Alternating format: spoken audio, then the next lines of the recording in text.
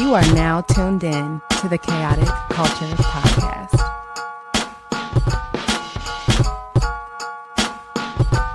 It's the KKP on your mother flipping airways. Hear the name ringing through the halls and the stairways. You were listening to a pod that can segue all the latest topics, guaranteed to fill your headspace. It's a safe place to voice your opinion. Say what you feel, just like you're a kid again. Kid to pro and friends, black as obsidian. Chaotic culture, that's the world we living in.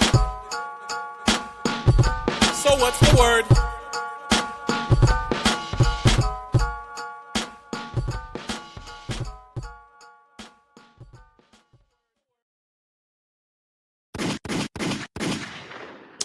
Yes, sir. Yes, ma'am. Good morning, ladies and gentlemen, and welcome to another edition of the Chaotic Culture Podcast, the pod where chaos rules and black culture is supreme.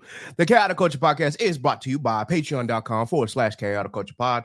Please be sure that you subscribe to the Patreon to get bonus episodes, content, and of course, to help keep the lights on. You can subscribe today for just $3 a month. Once again, we appreciate your support. This podcast will deep dive into modern black culture and how millennials and Gen Z and Gen Alpha, I guess, can navigate the crazy parts from finances, black business highlights, black professionals, community content creators, home ownership, HBCU, sports, black nerddom, anime, wrestling, and especially black music. If it encompasses black culture, we are going to cover it. Live from the 410, I am the host and the creator of the Chaotic Culture Podcast. This is your boy, Ked the Pro, a.k.a. the Calculating Millennial, a.k.a. the Encore Presentation. Can I get an encore? Do you want more? AKA your favorite toxic adjacent king, Ked the Poet, Ked the Closer, all that good stuff. 843 is me. Baltimore's the place to be. Always chaotic, never toxic on most days. And back again, once again, with your favorite black culture highlights and black culture shenanigans. Today, of course, we got one of the usual suspects pulling back up to the pod once again. Boy, Rob J, of course, from Inside the Mind of a Blur. Once again, Rob, thank you for coming aboard, brother. Go ahead and introduce yourself, sir. Hey, man, it feels good to be here. It feels good to be back, man. What's going on, everybody? It's your boy, Rob J, a.k.a. the Breakfast Food Bandit, a.k.a. the English Dub Enthusiast, a.k.a. the Croc Hashira. I am not throwing away my Crocs, a.k.a. the Soju Samurai, a.k.a. the Waffle House Warrior.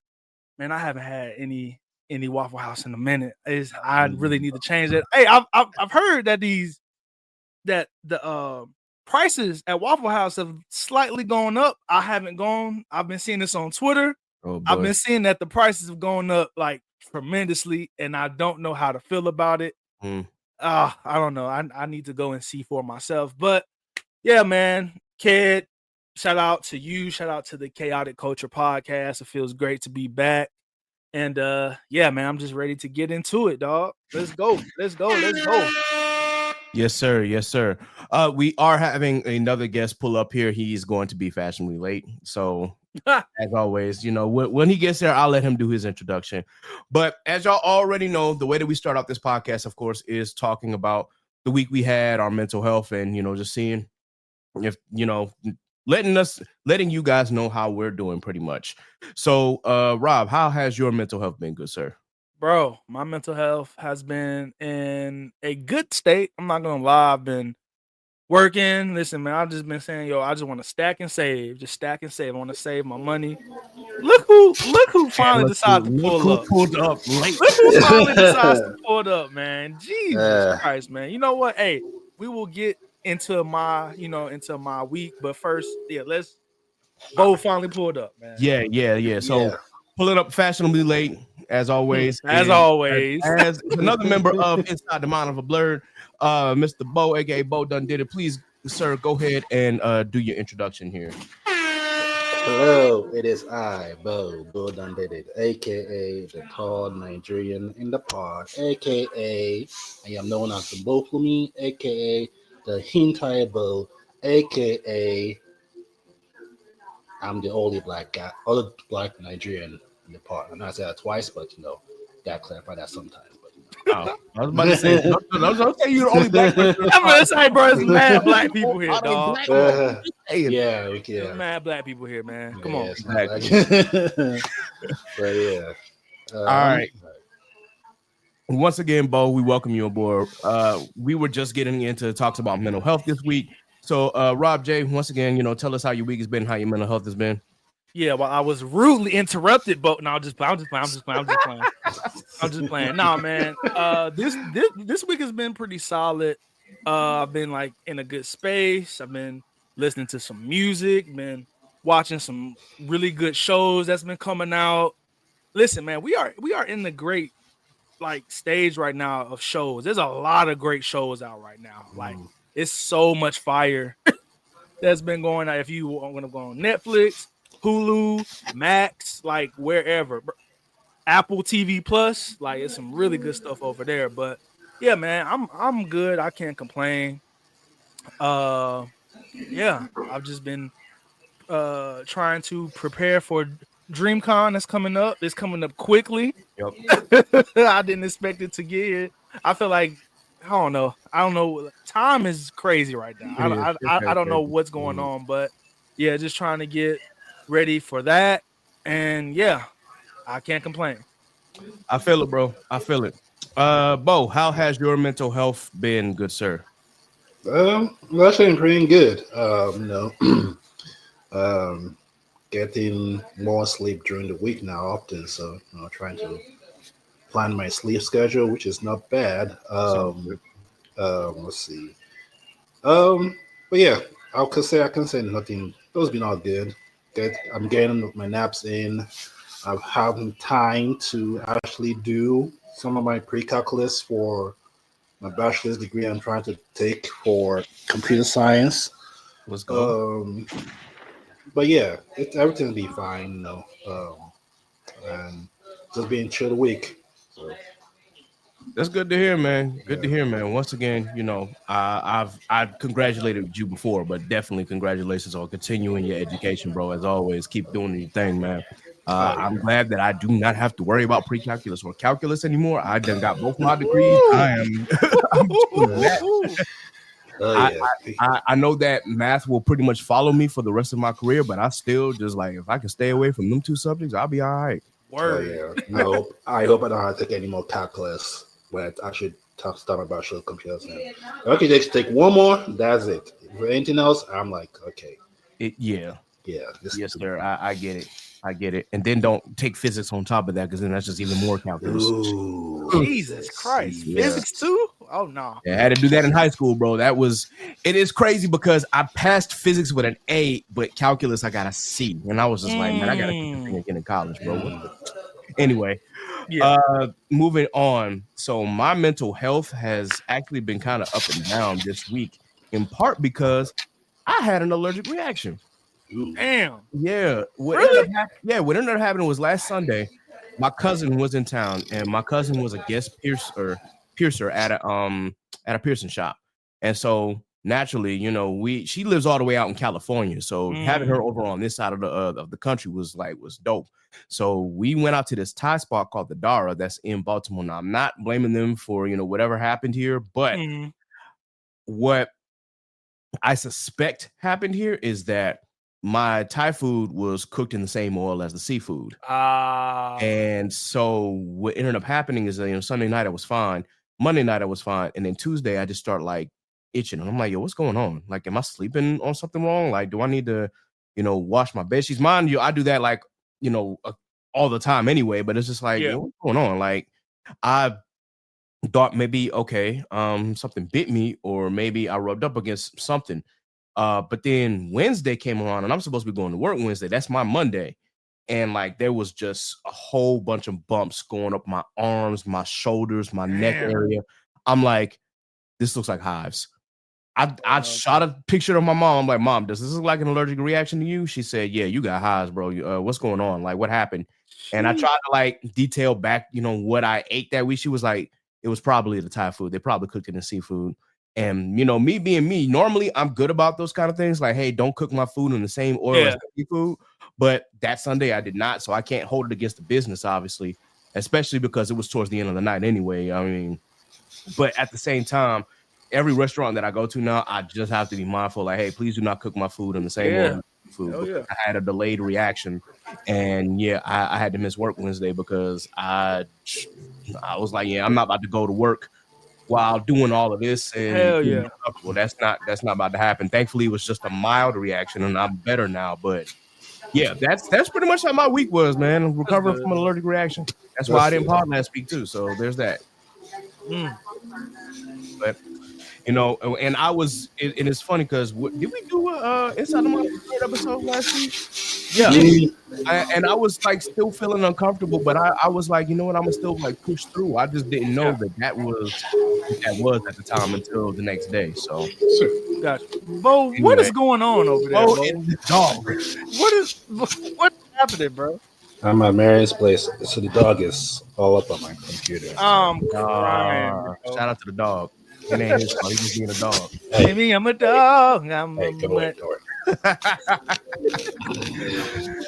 But yep, that's how my week has been, guys. But everything is all set. Everything is all good. The dog is apparently having a fit.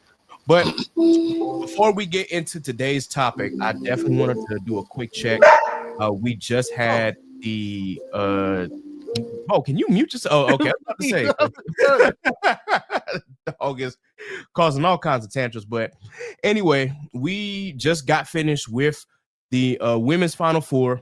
And unfortunately, me being a South Carolina fan, I definitely wanted South Carolina Gamecocks to run it back. That did not happen. The UConn Huskies have once again become national champions. It is their 12th, or at least it's Gino's 12th championship as their head coach. It's a phenomenal program. I can't be mad because you know what? I like watching UConn play. Paige Becker's finally got a ring, so people can shut up about that. Mm-hmm. And yeah, that UConn squad was tremendous. I watched the game from start to finish. They were going back and forth in the first quarter. The UConn Huskies started to pull away a little bit in the second, but it was still a close game. Beginning of third quarter, South Carolina rallied to cut it back down to 5, and then after that, it was just like the floodgates just busted open, and UConn just started dropping shots and getting into the paint. The biggest thing was that South Carolina was getting good looks at the basket, but they could not buy a shot. And then on top of that, UConn was crowding the paint, so it was forcing Carolina to like, hey, we want you to take these long jumpers, and they weren't hitting them. Nope. Nope. Okay. Meanwhile, you got AZ Fun in the backcourt. Whatever guard she was guarding, she was just getting them easy bunnies. Like, oh, you don't want that ball, steal it, and fast break, easy layup. Wow. Sarah Strong come out like with a rebound, put back. They couldn't stop either AZ Fun, or Sarah Strong. Paige really didn't even have to score. She scored 17. She could just chill. She could just chill. But they still won. I think the final score was like 82-59. So yeah, it was bad from that front. But I do believe the Gamecocks will be back, man. Shout out to the Lady Gamecocks. They did do their thing. They had a great season, even though it wasn't as strong as the previous ones because they've had injuries and they've had, losses like that, unfortunately. But they still went all the way to the national championship game. And once again, shout out to the UConn Lady Huskies. Gino is a god in women's basketball at this point. That he has achieved god tier status. 12 rings, bro. Like in basketball, period. I think, bro. He has to be up there. He has to be in those conversations as being one of the greatest coaches ever. I think in all of sports, just period, bro. All sports. Like he is a legend, bro. He's been to 12 rings. Bro, my guy can fill up a whole egg carton of rings, dog. Exactly. Damn. My guy can fill up a whole egg carton of rings, man. But yeah, you have to put him in that conversation of being one of the best coaches of all time in any sport, bro. In any sport. Sarah Strong, she's a freshman, right? She's just a freshman out there going crazy. So, hey, man, the future is bright still, though, because, bro, UConn has been putting in work. And listen, I'm happy for Paige because, of course, she got hurt last year and whatnot and had to sit out. So it was really dope. It's really dope to see her finally get her ring and whatnot. But hats off to South Carolina, too, man. They had a great year. But, dog, they got blown out by 30 twice by the same team in the same season. Same season. UConn really. And it's crazy because UConn was like, they had lost like 3 back-to-back at that point. finally got a win over South Carolina. And Gino, they said Gino's comments was when he went to that locker room, he expected the girls to be like celebratory after that first 30-point win over South Carolina. Nah, they was locked in. They were like, nah, we gotta keep going. And they went all the way, and that's when he knew, like, okay, yeah, I got a team on me. Yeah, man. So yeah, man. I think South Carolina will definitely be back next year, and I think one of their star players were hurt. I think she tore ACL. Tore ACL, so she was out, and she was really good. I'm sorry, I can't think of her name right now, but because like she be dunking and stuff too. Yes. Yeah, she be dunking that motherfucker. I'd be like, God dang. But yeah, so she's definitely gonna be back next year. So I think South Carolina will definitely be back. Juju got hurt. Unfortunately, she got hurt. I don't even know if she might play next year. Man, it's gonna be a long road. Was hard to see, bro. Yeah, that was Juju really hard going out. Yeah, so I'm hoping that maybe she comes back for a year, but I don't know. Cause like she got hurt during the tourney. Elite 8, right? Mm-hmm. Yeah. During that time. So normally it takes you like a whole year to like, right? Am I wrong on that? It takes like a whole year. For a ACL, usually a year. You're looking at maybe 9 months at minimum. Man. So Juju might like miss like maybe the first half of the season, or she might even sit out and be like, you know what? But I don't know, man. That's not the type of player she is. She's a real hooper. She wants to be out there on the floor and like she wants to get buckets. So I'm not gonna say she's just gonna sit out. But I'm pretty sure there's folks out there thinking that, you know what, she should just sit because she's gonna be the number 1 pick in the draft next year easily. There's no question. She's gonna be the top pick. So there's gonna be some people out there that's gonna be like, well, she should sit out, not play, but I don't think so, man. That's not the type of hooper she is. I'm pretty sure like whenever she gets cleared to like go back out there and play, she's gonna be back there immediately. Yeah, absolutely. That was just tough to see, man, because she is so great of a player. And I was just like, damn, but yeah. Shout out to Paige, shout out to Gino, shout out to UConn. Like I said, that's 12 rings is crazy, bro. That's insane. 12 in the mugs, bro. So I don't know. Like, bro, when is he going to retire? Like, I have no idea, man. How much longer do you think he has? He's been the coach for years. Yeah, I don't know, to be honest, man. Let me look up how old is Gino? Yeah, I feel like he's maybe 65. He's 71. He's 71. Yeah. Okay. He's old. Yes, I don't know, man. He might be, maybe a couple more years, and then he can. He don't even look 71, bro. I'm not even gonna hold you. Nah, he don't. He look super young. But okay. But yeah, man. Shout out to the Huskies, dog. Shout out to them. And this nigga Bo actually has a freaking husky, right? I'm just this is where he got a husky. He actually has a husky right now. But nah, man, that's crazy. All right, where I was gonna ask if Bo had any comments, but it looks like the dog got most He is covering it. That man. Yeah, I see, bro. Right now, before we get to the main topic, we just covered the women's tourney. The men's Final Four, by the time that you're watching this, would have already passed. But the men's tourney is coming up for us. We're recording on a Sunday. That means that the tournament final is on Monday. And let me just say, I am so fucking glad, excuse my language, that Duke is not in the national championship. I just gotta say that because y'all know I'm a Tar Heel when it comes to men's basketball. So I just gotta throw that out there. Matter of fact, I'm gonna throw this out here too. I'm celebrating right now. Like anytime you fall, it is glorious. It is wonderful, and they had glorious biggest collapses in the tournament. Man, they were up like I think 10 at one point, and Houston did a 15-3 run and won the game. And I'm just like, and then they was like down by 7 in the last 30 seconds. And 7. Yeah. I'm so happy. I'm so happy that I got a Florida and Houston matchup, which is what I was calling for and was hoping for. Dog, Duke, I can't believe that happened, bro. You're up 7 points with 35 seconds left in the game. You're up 7, and I was just like, bro, there's no way Duke is about to do this, man. Dookied down their shorts, bro. They dookied down their shorts like crazy. They fumbled the bag. That's probably one of the biggest choke jobs in NCAA tournament history, bro. Just being honest. It's the Final Four. Bro, what are y'all doing? That was just insane to see, bro. But Houston, they never gave up. They kept fighting. You know what I'm saying? They kept hooping until the fat lady sung.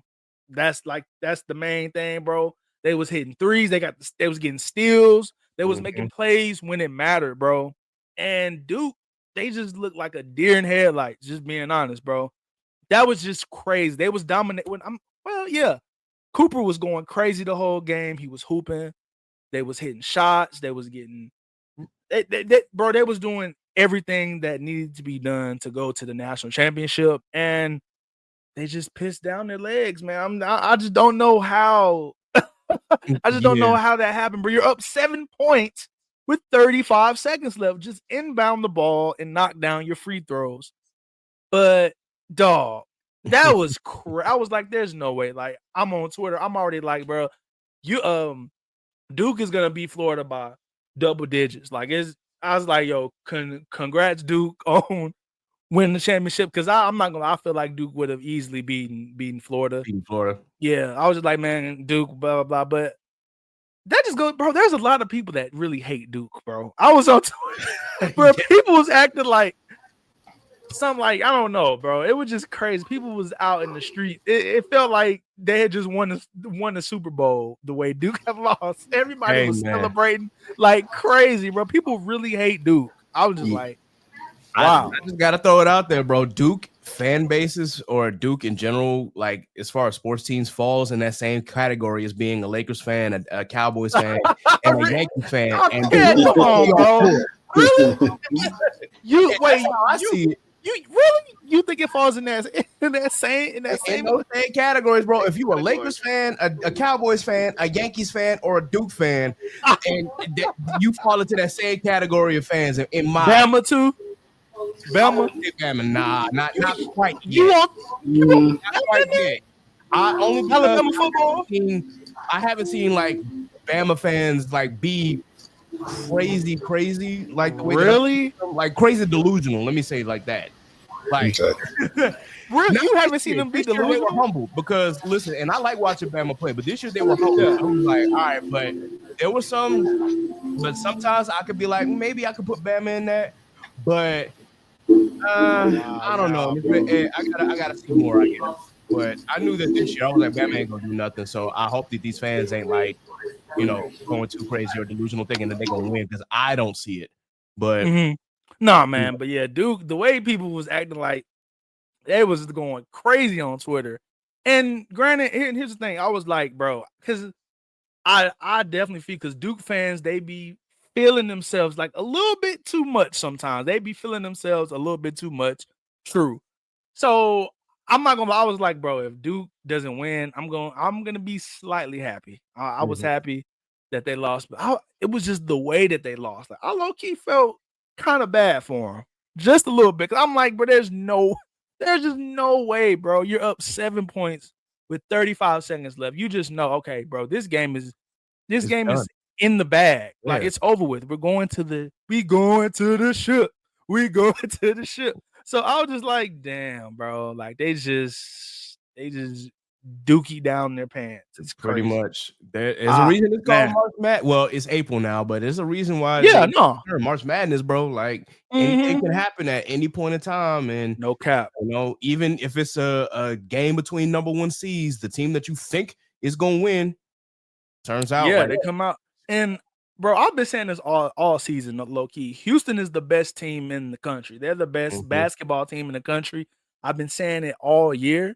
So yeah, man, the fact that they just kept playing, they didn't stop. They didn't was like, you know what, we're down. This game is over. We're just gonna like, nah, bro. We still gonna hoop until the clock says 0. And they got steals. They made plays when they needed to, and it got them the W, bro. It got Yes, them the sir. W. Now I want, bro, the Auburn game, brother. Auburn versus Florida Night. That was a really good game as well. It was. But I was really happy that Auburn lost. I don't like Auburn. I'm not gonna lie. I don't mess with Auburn like that. So I was very happy when they took that L. So I was like, bro, Florida, they start Hooper.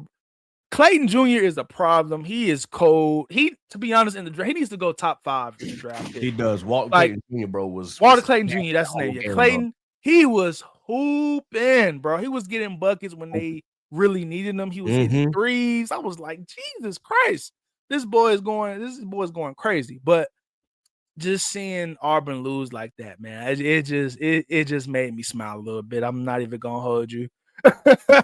I was like, yes, man. Auburn. If any team from the SEC is gonna win it, man. If any team's gonna do it, why not Florida?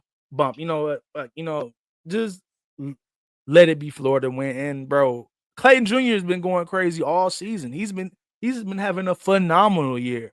So I think, like I said, I think he should go top 5 easily in this draft. But yeah, bro. Auburn, I was just really glad. Like, Auburn were frauds this whole year. I'm sorry. They did not move me one bit. I've been saying on Twitter, Auburn are frauds. Auburn are frauds. Just wait. And when it was time for them, when them lights showed up, them lights was too bright. The lights too bright. The moment was too big, man. Listen, bro. They lost. I was happy. Bruce Pearl took that L. That's all, man. Hey, that's really all I wanted to say as well. I watched that whole game, well, at least the halftime. Yeah. I came in at halftime, watched the second half, and I just saw Clayton just go off, and I'm like, yeah, like that dude is a problem, bro. And I would not be surprised if he does go top 5 in the draft. Like, dude was phenomenal. He played phenomenal all turning. He put Florida on his back. Like you said, he made shots when he needed to. Yeah. They really did their thing. So I'm looking forward to seeing this Florida and Houston game. Side note, because DreamCon is going to be in Houston, and I may or may not be in Houston that weekend, we shall see. But if that is the case, and if Houston ends up winning, I know that Houston probably gonna go crazy. And even though it'll be a month later, what I'll probably do is I'll probably buy a Houston shirt and I'll just wear it if I have it that weekekend, just because. Bro, Cat is such a Duke hater, bro. Such a Duke hater. I am a Duke hater, bro. Like, I would literally buy a Houston shirt. That's how much I hated Duke. I'm crying, bro. Houston did it, bro. But anyway, man, let me stop, bro. All right, so we're quick. So who do you have winning the championship? I honestly have Florida winning, but really, okay, yeah, just because of Walter Clayton Jr. But like you said, Houston been balling all season, so it's really up in the air. Like with the women's game, I had South Carolina winning, but that was just me being, a South Carolina fan. For sure. And yeah. In this case, when after I saw how the game was going, I said UConn might actually take this. So yeah. But anyway. I do have Florida winning, but if Houston wins, I'll buy a Houston shirt. I'm going to buy it. And I won't be mad a month later. Yeah, the 2 teams that I had going to the championship made it. So okay, yeah, nice. There's that. Yeah. Y'all right? I'm going with Houston. I think Houston's gonna win. Like they've been the best team. Whoa, what brother? What you got in the background, bro? A lot of background noise going on, brother. Maria's watching on the Spectrum. Oh, okay. But no, I have Houston winning. Like I said, I got them winning. I've been saying, like I said on Twitter all year, they've been the best team in the country, and I think they will pull this off, bro. Like I think they're finally gonna do it because they've been to the Final Four, they've been to the championship, and just have not gotten it done. So I think this is their year. I think they're finally gonna say, you know what, we're here. We got to just go out and just win the thing, man. Just win the championship. So Sure. I'm rolling with Houston to win. All right. So yeah. All right, y'all. Well, that has been our ball talk. I am going to go ahead and let's transition to why all three of us are here. The main reason we gotta talk about this series that came out on Netflix. 8 episodes, so it was really a quick watch. But for me and Bo especially, we've played the games. Well, I've at least played. I've played 4 of the games anyway, and have watched all of the gameplay for all 6. And so I had to. This series is deep in my heart, man. I love this series so much as far as gameplay, and I was so glad that it got another animated series because there was one prior, but it was boring as fuck. So, oh wait, for real? I didn't even know. Yeah, Devil May Cry definitely had a series beforehand, but it didn't really. It's not good. It is not good. Not good. It's boring. Really? I only got through episode 7, and then I was like, I had enough. I was 5. That was almost not true. Yeah, it's like okay. Yeah. So anyway, yep. Netflix, and of course the producer of Castlevania series, Adi Shankar, decided to make this a series for Netflix. Yes, he is the brainchild behind this series, and so yeah, we got to talk about. Gotta talk about Devil May Cry, the series on Netflix, by the way. So, it was 8 episodes. It was a quick watch. So, what I really want to hear from, first off, is Bo. But what we're going to do is we're going to kind of break this down in segments. Bo, how did you feel about the voice actors for this series? So I was kind of curious of how. Can't remember his name. Bosch.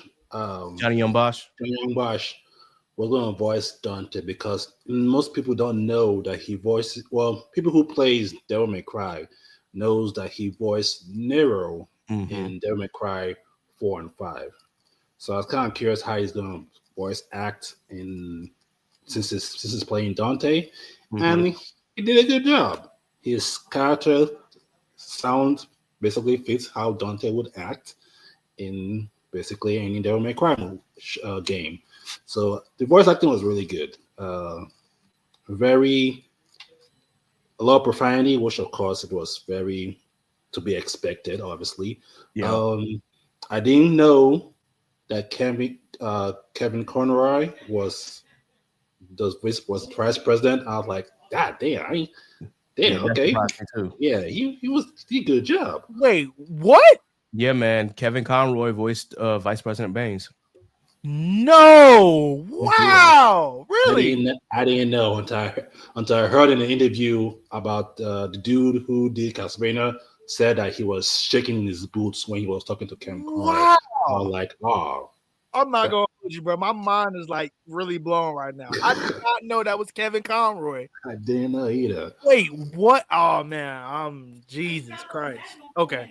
But yeah, every voice acting was done great. Everyone sounded evil. The people who had basically everyone did great in voice acting. I had no complaint over the voice acting at all. It was just done very well.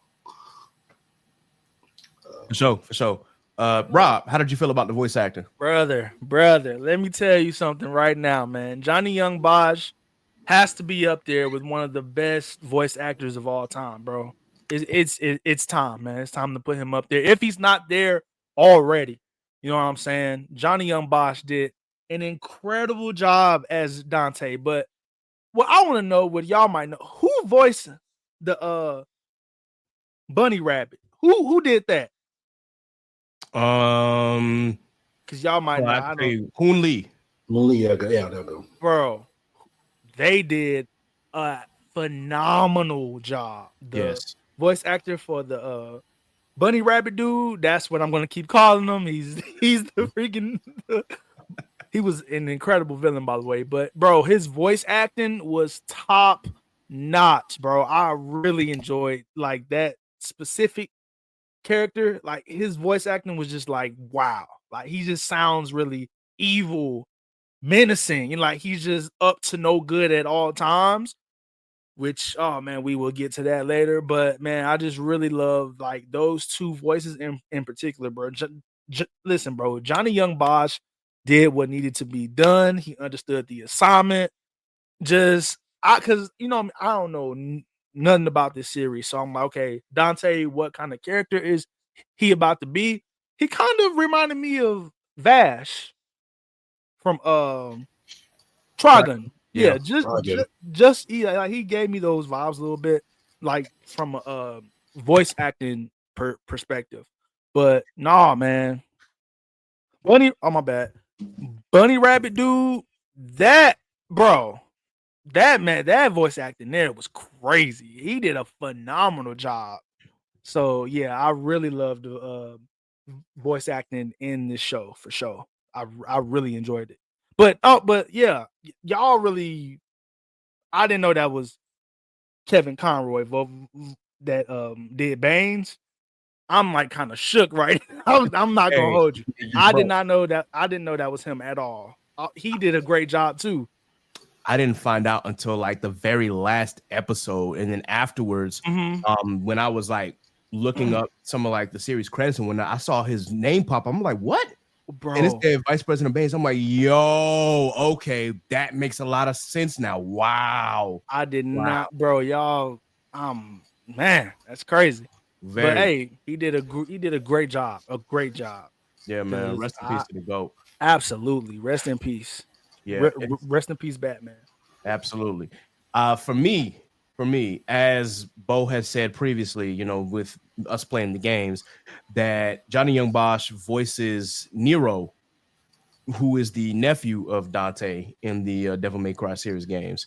So him actually playing the Dante character, I was curious to see how he would perform in place of the usual voice actor, which is Ruben Langdon. So he actually did a very good job as Dante. I think he captured Dante's mannerisms in his voice. And yes, with Rob J, I think there is a little bit of similarities between Vash and Dante, though Dante's a little more easygoing and a little more conceited, especially when it comes to his abilities. Like, dude can pick up a sword, a gun, or any kind of weapon and just use it. Like, I don't know what it is, but the man is broken when it comes to weapons in the video games and in the show. He's like, yeah, hey, you give him a weapon, he's gonna know how to use it. So I gotta definitely give a shout out to the voice acting behind Dante, because he definitely played the cool, cocky woohoo pizza guy is the nickname for Dante.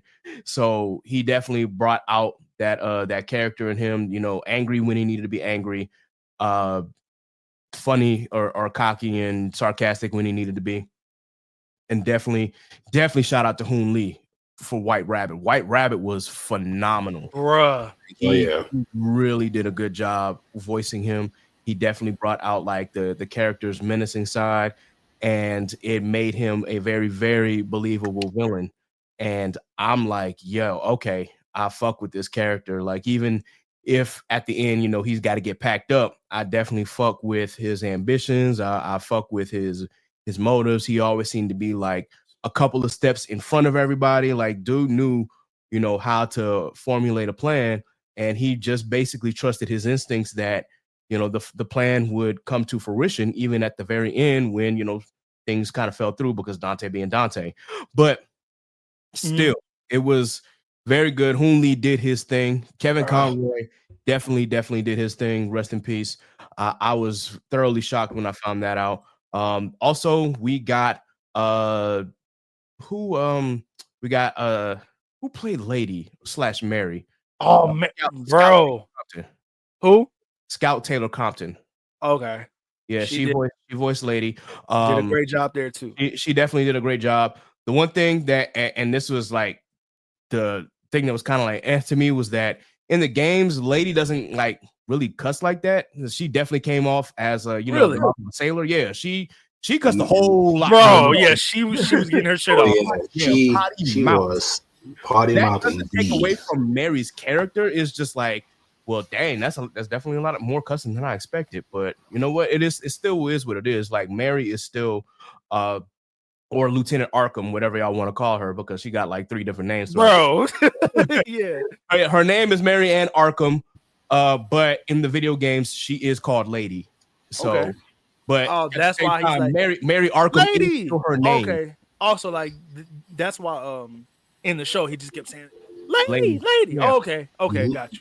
Yeah, okay. and it pretty much works in the games as well. Like her name is Mary Arkham, but Dante's just like, I like Lady better. And at the end of Devil May Cry 3, she just kind of gives up the name Mary because, as you saw in the TV show, her dad was a piece of shit, but he's even a bigger piece of shit in the games. Oh yeah, man, we gonna get to all that later. Yeah, we definitely gonna get to that. But yeah, definitely shout out to him. Also, little known fact here, I wanted to throw this out to you. So at the very end of the series, you saw Dante's twin brother Virgil. Yeah, he's voiced by Robbie Damon, but the if I'm not mistaken, the original voice actor for Virgil is dang, why can't I remember his name? It's right on the tip of my tongue. Daniel Southworth. Yeah, there we go. Daniel Southworth. Yeah.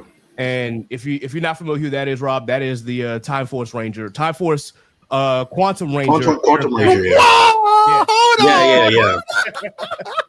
Really? He voices, he's the original Eric, voice, right? Yeah, Eric was his name on Time Force.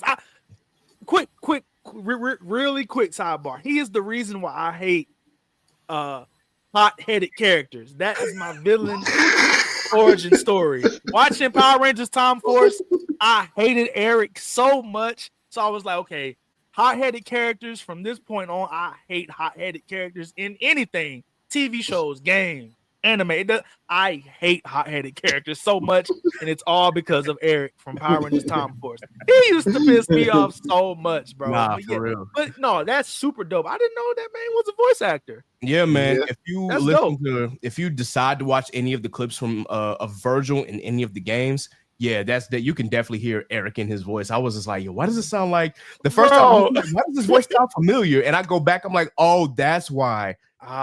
Dude really is a great Virgil, but they have another person voicing him for the game for the Netflix series. Gotcha. So, okay. It'll be interesting to see how far that goes as the series progresses. But anyway, yeah, the voice acting has been absolutely phenomenal. I enjoyed it from start to finish. So I'm looking forward to seeing what they got going on in the next seasons. Now, real quick, let's talk about the soundtrack of this. Bro, oh my god. That OST was not but that soundtrack was crazy, bro. Oh my gosh. Bam. Yeah. Rob, talk about the soundtrack real quick. Okay, bro, I gotta get in my bag real quick, bro. Rolling. Brother. Matter of fact, let me play this real quick.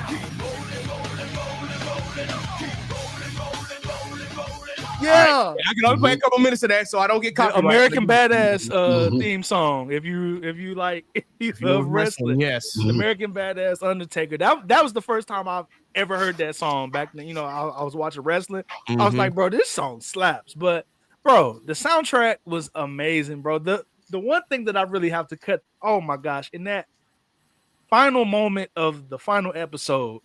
Green Day, don't want to be an American idiot. And they did that so perfectly because he was an American idiot. Why are you going into these people's like trying to take over their freaking realm like this is gonna work?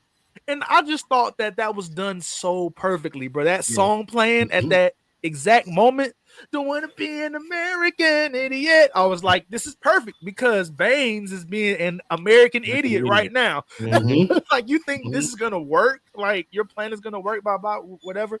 But other than that, bro, the soundtrack was really fire, bro. All of the songs that they chose to play at the right moments were so incredible. From the first episode, it was just, oh my gosh, whenever Dante would get into like a fight scene, he started doing the guns or whatever.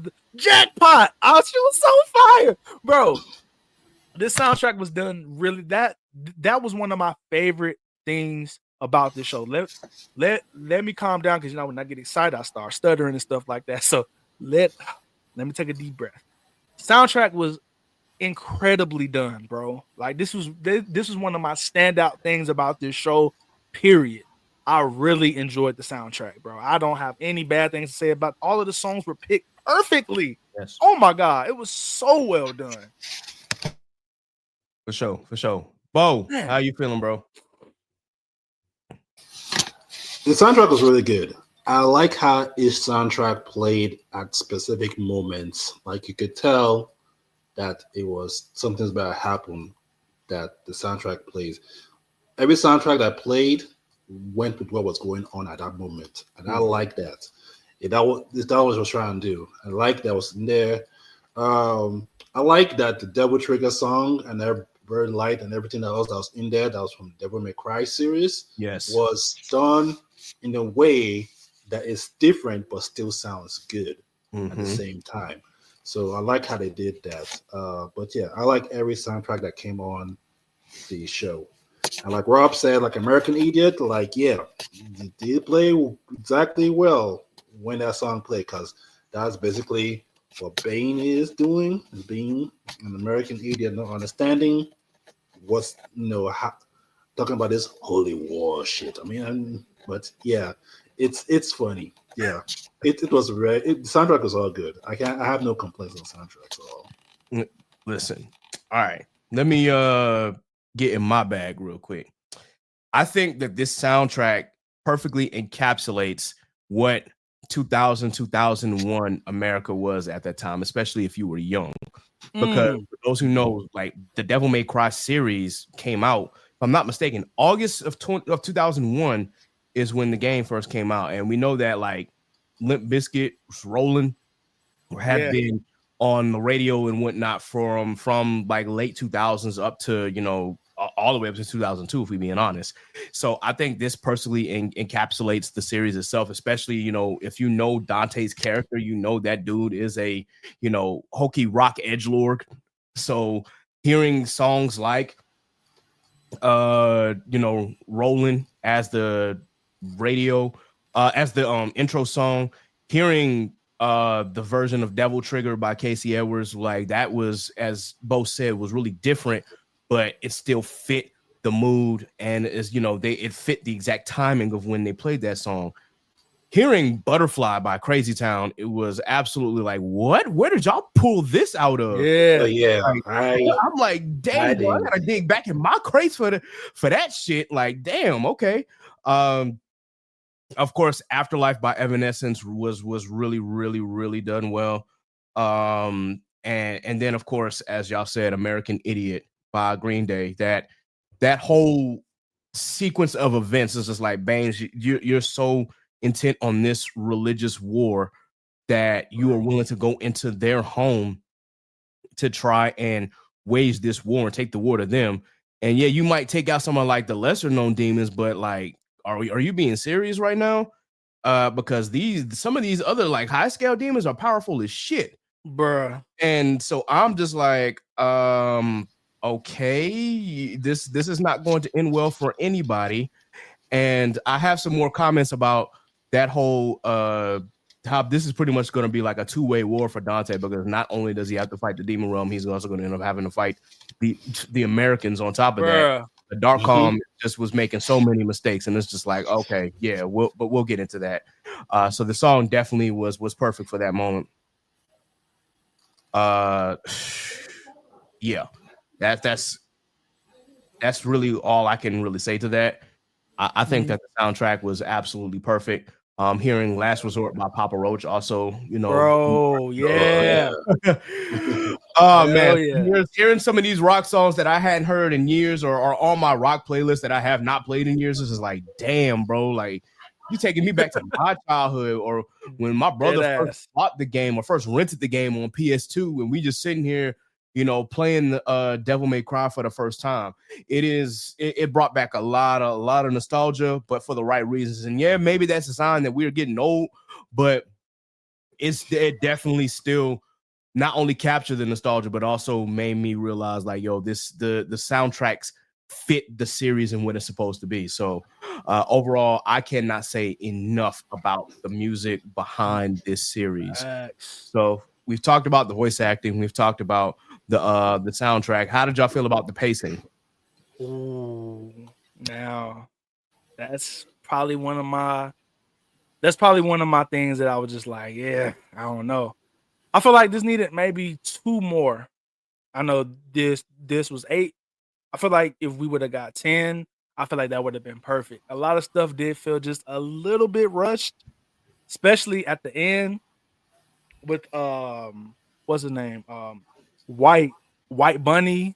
He had to eat that demon and become this Hulk like monster thing. That's one thing that I was like, I don't know if I actually like this, because I like him just being normal as a villain and doing stuff and being smart.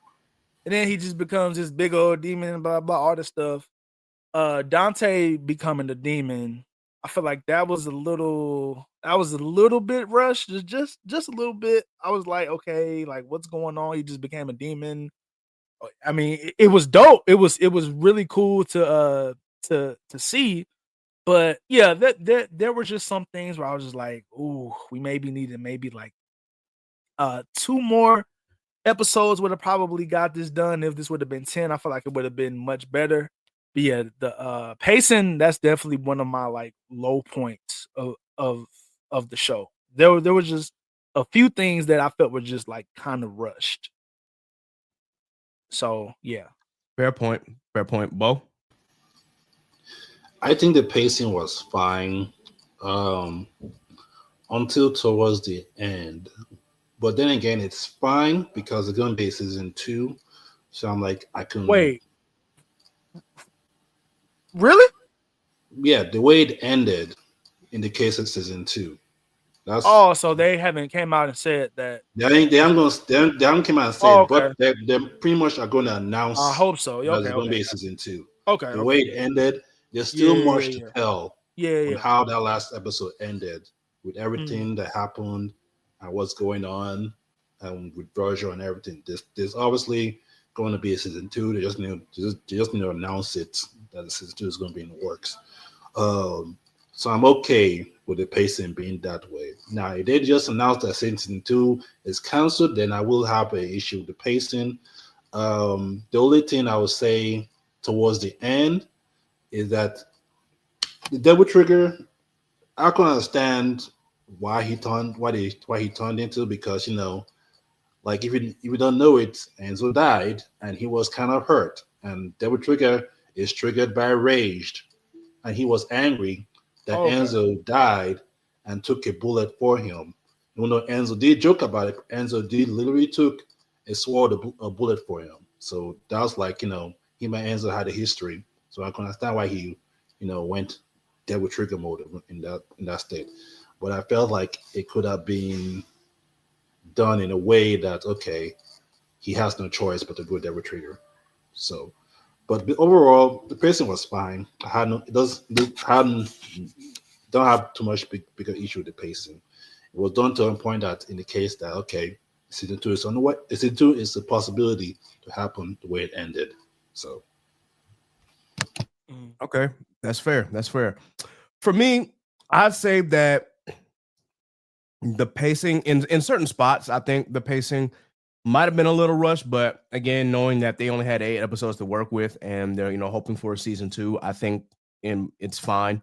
I will say that Dante getting his Devil Trigger the way that it did was a little fast for me, but at the same time, I said, okay, you know what, I get it.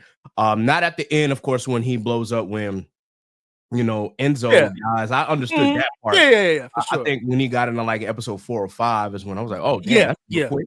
That's exactly what. Yeah, that's what I was talking about. And then the Devil Trigger being triggered by rage, I think it still perfectly fits Dante's character. Though I would have liked to have seen it unlocked by him getting stabbed with his own sword. Like that's what happens in Devil May Cry 3. Like Virgil literally stabs him with his own sword, which is called the Rebellion. And what it did was obviously, you know, with him being part demon, it didn't kill him, but it unlocked his latent abilities, and that's how he was able to get Devil Trigger by being stabbed with his own sword. And I think that that's one trope that they definitely missed with this series. Like somebody got to keep stabbing Dante in the chest with a sword, bro. Like that's a running gag at this point. But for real, yeah, okay, yeah, but it still worked. It just was a little quick for my taste, but it still worked. And ultimately, I think that with where the series is going, it definitely could have used 10, but I think 8 is okay. And then if we're able to get a season 2 with more episodes, then the pacing should be fine. And just like Bo, if this series does not get renewed for a season 2, which I don't know why it would not, but if it does not for any strange reason, then yeah, then there's obviously going to be some glaring issues because we left on an absolute cliffhanger and nothing is resolved. Especially because we'll talk a little bit about the story. You know, Dante ends up getting captured by Darkholm, so it's just kind of like, God, what are we doing? Are we just leaving it to up for interpretation, or we need to see a full end to this? So there are some story beats that are like that are a little different within the story, but we'll get to that next.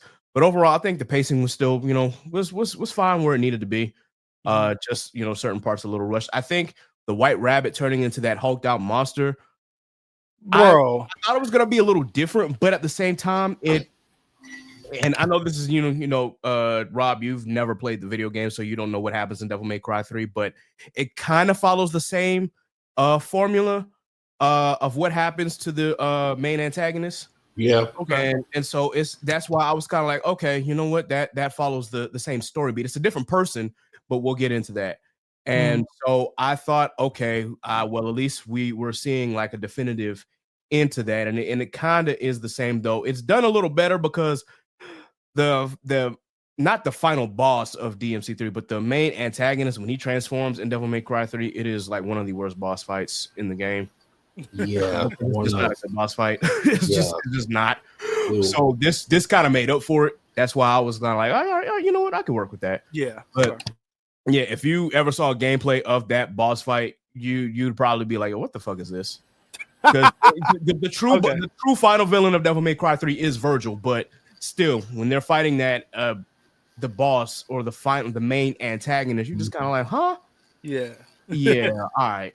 But yeah, that's just kind of how I feel. So that's how I feel about the pacing. Now let's move on and like talk about the story and how each of us felt about the story itself. Hell yeah. So Bo, you want to start? Yeah, I'll start. The story was fine.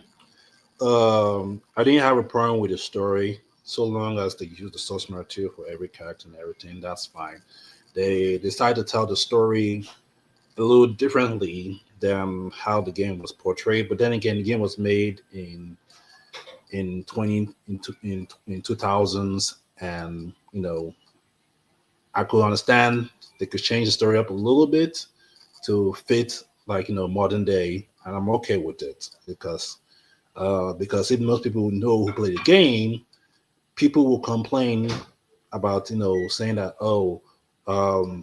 Dante already knew about this and that. He's not this stupid. Oh my God, Dante already knows about he's the son of Sparta. Okay, he's not aware of it during Devil May Cry 3. Okay, no, forget all that. Okay, they kept the source material. Dante is who Dante is supposed to be. Mary, they changed up her character a little bit, but she's still the same character, obviously, from the game lady. Just looks like different route that she took in the anime compared to the game, which is still fine. She still would end up being lady in the anime at some point. So what she is actually, Dante called her lady all the time. So the story is fine with me. A lot of people might say it's like, oh, it's too religious, or when in Devil May Cry become religious. Let you know fact that Devil May Cry 4 started out in Nero being in a church that has like angel-like demons, who apparently the church was basically religious, who basically was angel demons. So then again, but overall the story is fine. I like how it basically went towards from start to finish. I can't wait for more. It is more of Devil May Cry 2, Devil May Cry Season 2, because I want to see how it actually ends. Because, like I said, White Rabbit, who we all know, we'll find out who he really is, basically had an agenda and hate.com for specific reasons, which we get into.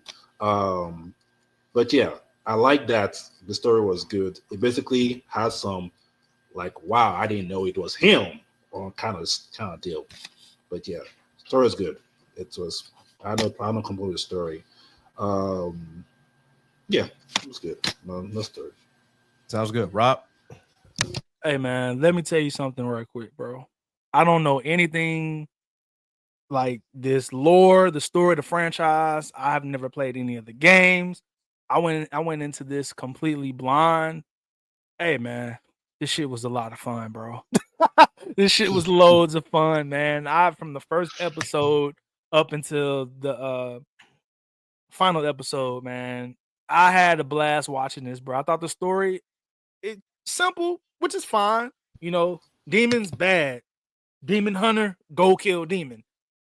And there's other stuff in there too, of course. But I had absolutely no problem with it, bro. It was really fun, engaging. Fight scenes were going crazy, bro. This animation, bro. Studio Mirror. Studio Mirror. Oh my God. Y'all didn't have to go crazy like that. And then Kat told me, saying these the same people that did Castlevania. What? The same dude, right? Mm-hmm. Yep. The same dude. Guy. I didn't know that. See, that just made me love this even more. Like, of course it's gonna be fire. Castlevania is fire. I mean, it might not be the same studio, because I think Powerhouse Studio does Castlevania, but I don't think they did this, did they? This was done by Mirror. This was done by Mirror. This was done by Mirror. Yeah. So, which is fine, but it's still, bro, this shit was really, really fun. Hey, man, the story, Dante, and he didn't know who his parents was. That 6th episode, which I'm sure we will talk about, or is this the time to talk about it? Or go ahead. You can talk about it now, bro. Episode 6, man. When you want to talk about cinema, bro, cinema, SINUHMUH, cinema. This was cinema. When I tell you, man, the way that this episode was, like, no dialogue at all until maybe the last 5 minutes. 5 minutes. The last 5 minutes, something like that. No dialogue at all, just visual storytelling. There's nothing else. You can look at the screen and see what's happening from what these characters are doing and what they're going through, bro. And hey, man, I might sound kind of crazy, but White Bunny might not be all that wrong. He might not be all that wrong. Now, listen, what his plan was kind of fucked up. I will say, but he kind of got a point, just a little bit, just a little bit. Like the shit that he went, I don't know, just a tiny. I got a crash out moment about that because because I was just like, well, but bro, that 6th episode, oh my gosh, so masterfully done. Like, it was phenomenal, bro. That was one of the best episodes I've seen of anything in a while, bro. That it was just wow. Like, it's getting his backstory and then getting Mary's backstory, which was really sad too. And Mary, I like Mary as a character, and plus she fine as hell to me too. Mary fine as fuck to me. Sorry. What? Wood, sorry. Yeah, she's fine as hell. I listen. But no, she was a total badass too. That's what I really loved about that too. Like, and I could tell like her and Dante, and I'm pretty sure y'all will tell me what happens between them in the games and whatnot later on. But I could see something right there. I could definitely see something. But nah, man, the story was dope. Like I said, it was really cool to see that Dante find out about his backstory about like, wait, I'm the son of Sparta. But wait, first of all, shout out to Sparta, bro. Shout out to Sparta. He was just like, you know what? I think they said in the show, which is fun. He was like, you know what? It feels like something happened, and then he was just like, you know what? This shit is just evil as fuck. So I'm just gonna stop. That shit was hilarious. He's like, you know what? This shit seems really evil. I think somebody should put a stop to this. And he was like, you know what? That's gonna be me. So Sparta was like, I'm sick of this shit, nigga. Y'all, the stuff that y'all are doing, it's not right. So yeah, and it was dope. I fuck with Sparta. So to find out, because I was like, yo, Dante, he got super speed, elite marksmanship, like his brother accuracy when he was shooting. I was like, wait, this dude he's not normal. Because like I said, y'all know me, I don't know nothing about this. So I was like, this is not, he is him. He's not a regular human being. He's different. He's built different, bro. He was going crazy, super speed, super strength. And then when they shot him, I was just like, oh man, it's over with. But it didn't do nothing. He just healed. I was like, this man has a healing factor too. What? So me not knowing nothing about this, I really had a blast with this first season, bro. Like, I'm really hoping and praying that there's a season 2. But I just gotta go back, bro. That 6th episode, man, the storytelling in that, man, like that's what, like, when I read comics and stuff like that, they have certain like issues where there's no dialogue, no bubbles, nothing. It's just visual storytelling, and it just brought me back to that, and it was just a special moment, man. That 6th episode was absolutely phenomenal. That was really good. But overall, the story of this first season was good. I've been yapping a little bit. I'm sorry. the first season was fire. It was really good. I really love the storytelling aspect of it. Hey man, you not wrong on that episode 6, bro. That shit was like, wow. Okay, yeah, they did the Studio Mirror. They did their thing with that one. Listen, the story itself, as Bo has alluded to, is not exactly like the game story. Like, there's going to be things that are going to be different than the game's actually lore. But that being said, it's not a hard reboot like the DMC Devil May Cry game that came out in like what, 2010, 2011, somewhere around there, Bo? 2013 or which one? DMC? The other one. 2013. 2013. Okay, yeah. So that game was a hard reboot, and that story is trash. The gameplay is fine. That's just trash. The story is trash. Super trash. It's disgusting trash. And they did like a super hard reboot. This is more of a soft reboot where it's like the characters are still the same from their video game counterparts with like a little tweaks here and there with Mary and other characters, but nothing is fundamentally different. The background story and the lore behind Sparta, nothing was changed from that. It's just different things about the story, and how the story progresses now are a little different than what they are in the game. But that's why I said it's a soft reboot. But that being said, I enjoyed the story. I enjoyed the fact that there is a certain points in like Devil May Cry comics where Dante did not know that he was the son of Sparta.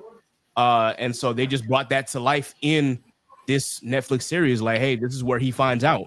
You know, we know that in Devil May Cry 3, he already knows. He doesn't know like the extent of his power yet, and he hasn't unlocked his power yet, but he does know. But before Devil May Cry 3 in comic books, like, he was trying to avoid being related to a demon in any sort of fashion. And that's kind of what we saw here. But what I liked about this season is that we're getting gradual Dante. We're not getting all of Dante all at once. There's still some parts of the story that's missing. Like as you saw, you saw that his mom and his brother were attacked by Mundus's agents, and his mom didn't make it, and he thought his brother didn't make it, but apparently his brother did. So you got to find out, well, how did his brother make it out? We still have yet to find out what made Sparta fall in love with a human. Which was granted, crazy. It's his game. His mama got fucked by a demon. That's kind of crazy, bro. I'm not gonna. Demon time. Demon dick. That's kind of crazy. That's kind of crazy. Dante's mom was kind of wild for that, dog. I'm not gonna hold you, but hey man, it's just Sparta said he had that thing on. Bro, he was ready. No, bro.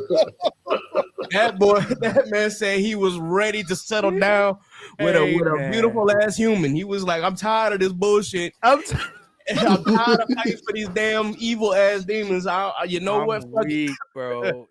Dante's mama wilding on that one. But yeah. Nah, for real, man. We still don't understand some of the things that happened, like after Virgil became a part of Mundus's team, if you saw at the end, because in the games Virgil also has beef with Mundus, but at the end of DMC3, which, by the way, Rob, DMC3 is actually like a prequel, quote unquote. So really, so it goes in order like this. DMC3 is technically the first entry. Then it's 1, 2, 4, and then 5. The reboot we're not counting. That's not part of the we ain't counting that shit. Okay. Yeah. So, but in DMC1, we see that Virgil was captured and he was brainwashed into being a soldier for Mundus. But it seems like in this series, he's a willing participant. Like, hey, Mundus freed me from my chains. Like, I'm going to willingly serve him.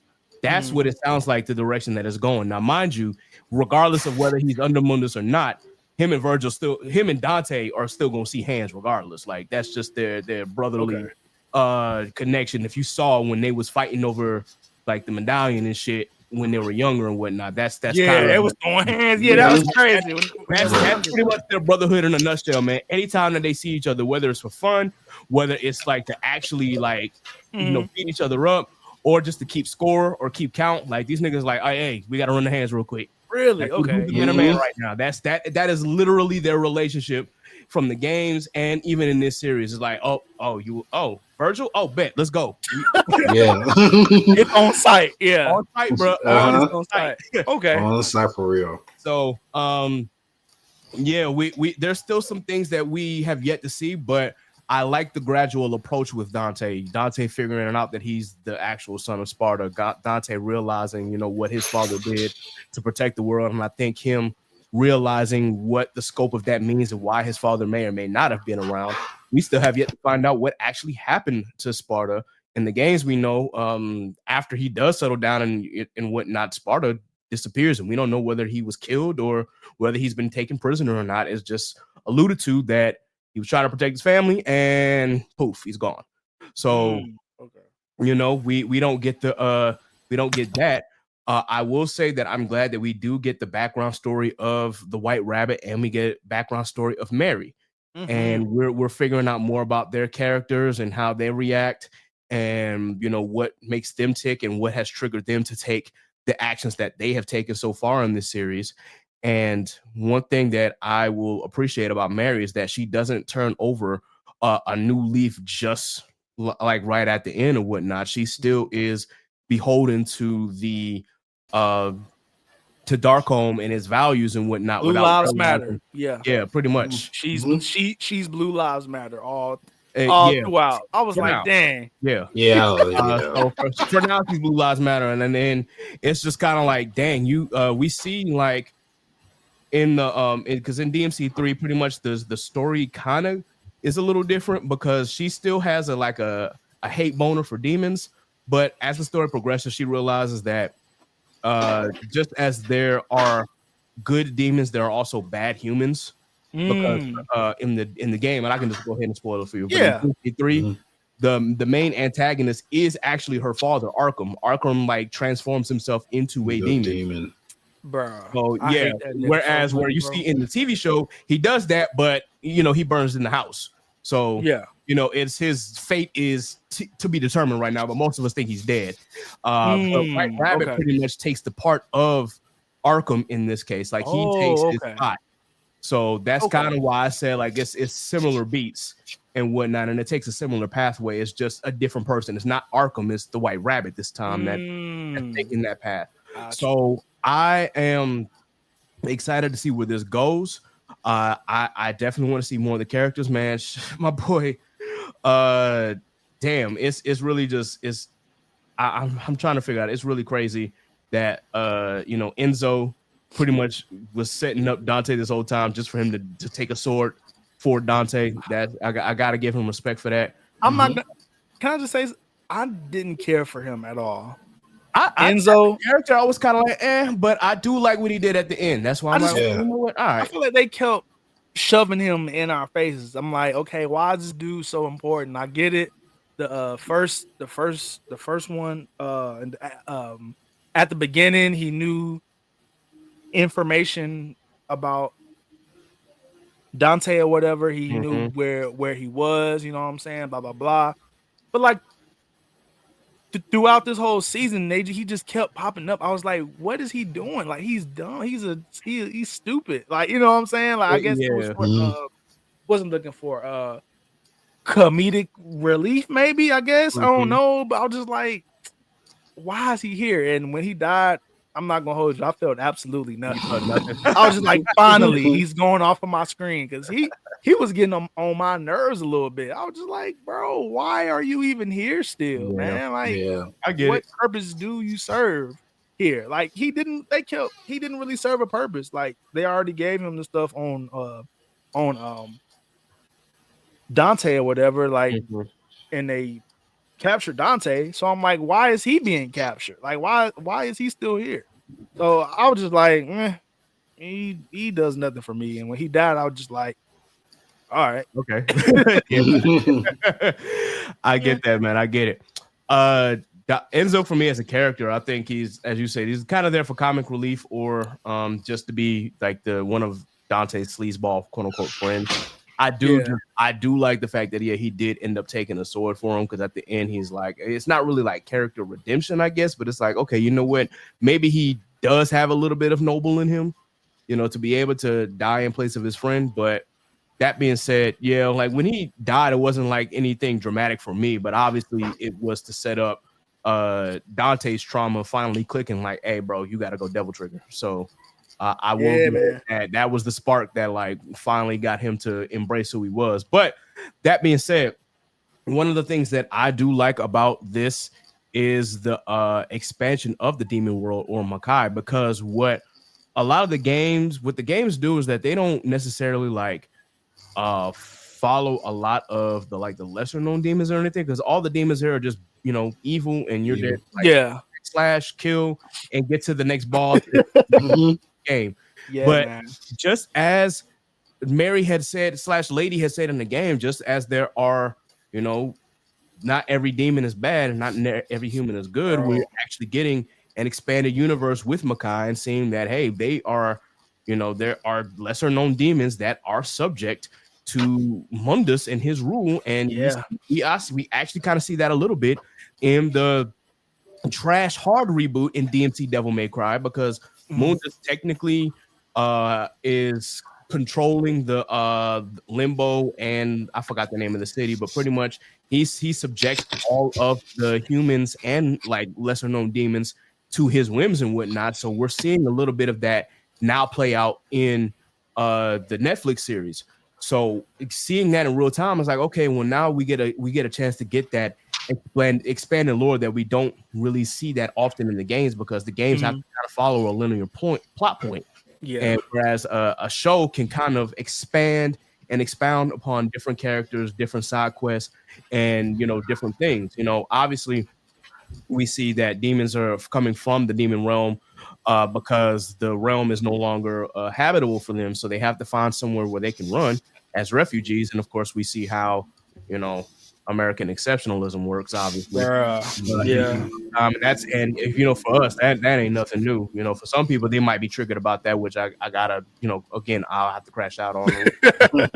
But still, we actually get to see, you know, why White Rabbit did what he did, which is a lot more. Yeah, man. I think, as you said, it was not I don't want to say he's not wrong. He has a point. He's just the wrong way about it, I guess. So that's absolutely. Like, he was trying to rescue these people because they were, you know, being subjected to harsh chemicals, and because they was dying too, get killed, or being enslaved. And he was just like, okay, well, these people want a life to live of their own, so they're trying to find somewhere where they can, you know, be free to live. And unfortunately, because certain people only see it as one way, like, oh, if you're a demon, you're automatically bad, i.e. Mary, i.e. all of Darkholme, Vice President Haynes, is just kind of like, you know, anything that's different from you or anything that's like even slightly different from you means that you automatically have to hate them. And I think that's a point that has been subtly told throughout the games, but really more now so told in the Netflix series. So I do like that we're talking about these things, because it's just like, hey guys, you know, White Rabbit had a point, and a lot of the stuff that was going on in this series is going on in the world right now as well. Yeah, bro, and that's a fact. And I was like, bro, White Rabbit, like his backstory, even from him being like a kid, bro, he was getting bullied, he was just being treated wrong. I was just like, God dang, bro. And then the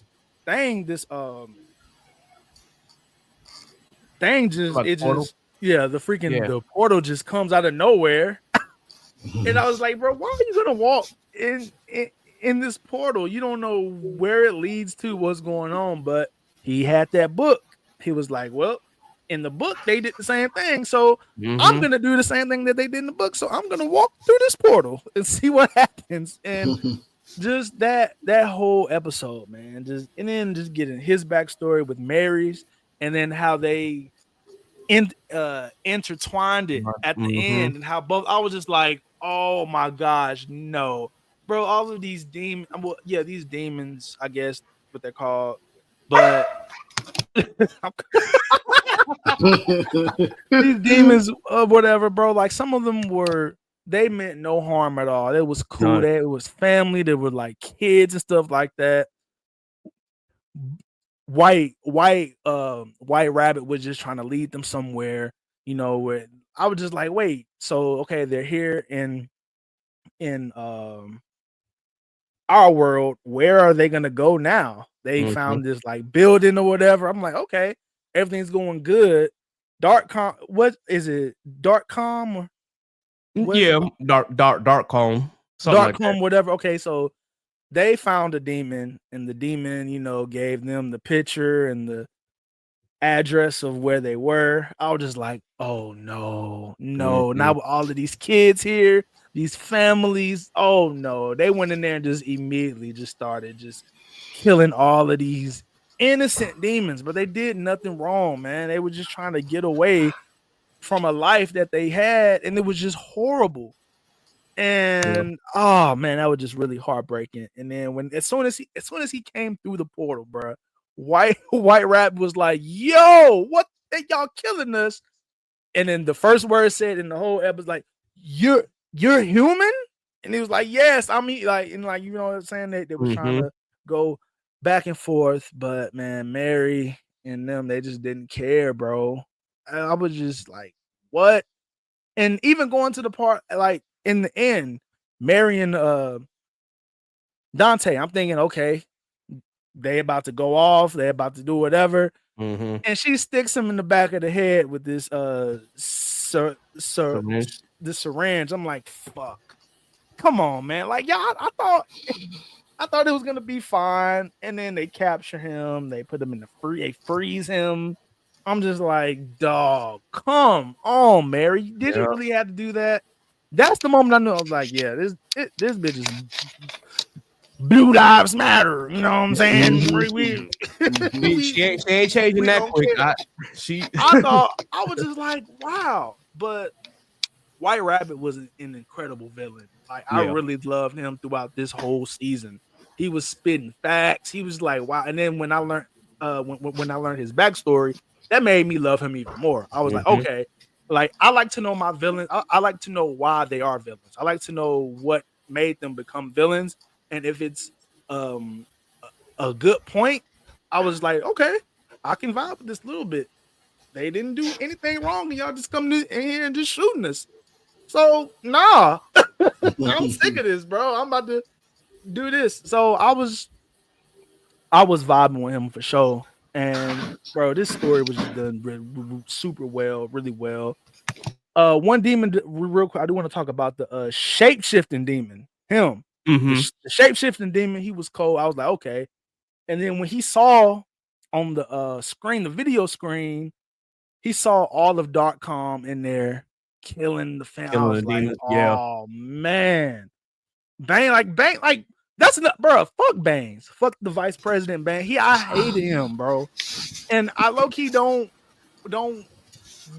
want to say too much bad stuff about him because he was voiced by Kevin Conroy, but I hated him throughout this whole show. Like it's like demon bad, shoot, kill, blah, blah. Like, bro, come on, dog. These are they haven't done nothing, bro.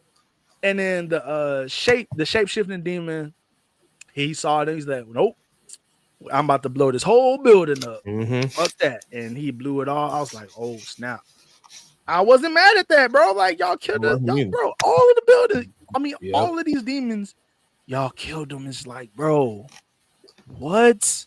They didn't do anything wrong to y'all. They just exist as something different than you.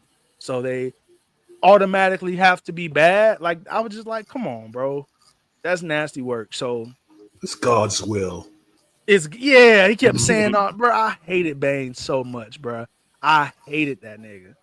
So yeah, that's all I had to say about that. Yeah, man. I all of your points that you've made thus far, you know, you hit right on the money with that. Before we get to my little crash out moment, because I really gotta like go in on some of these Twitter fans real quick about this series. Oh yeah, I gotta get this off my chest. Absolutely. Oh boy.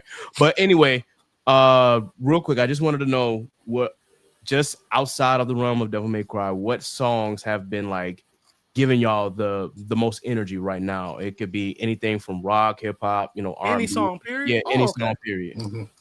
Oh man, y'all know me. Musical theater guy over here. Hello, I love songs from Wicked. I don't care, man. It just had me, and it's been having me in the show in the chokehold ever since. I think it came out in November. This soundtrack is really good. Cynthia, Ari, just going crazy as always. So, one of my favorite songs from Wicked Part 1, bro. One short day in the Emerald City, like, and like the version that they did with the movie, with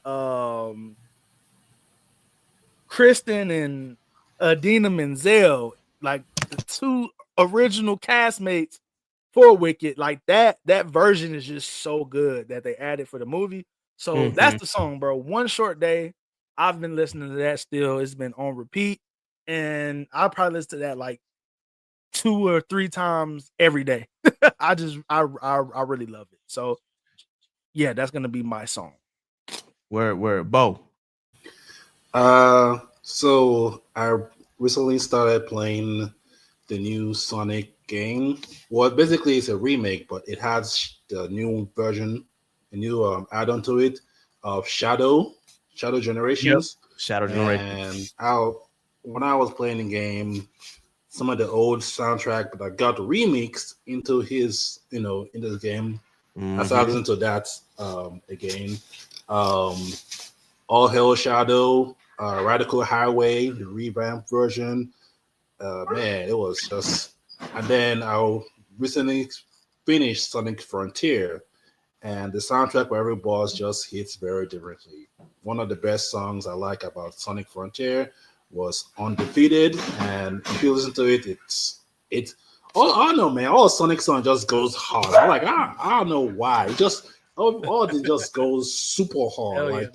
Like every boss battle is just like it's a do or die go hard song. Like really, I gotta give props to like Crush 40 for singing all the songs. And people who do them, but yeah, mostly like the Sonic game songs. I'm into them now.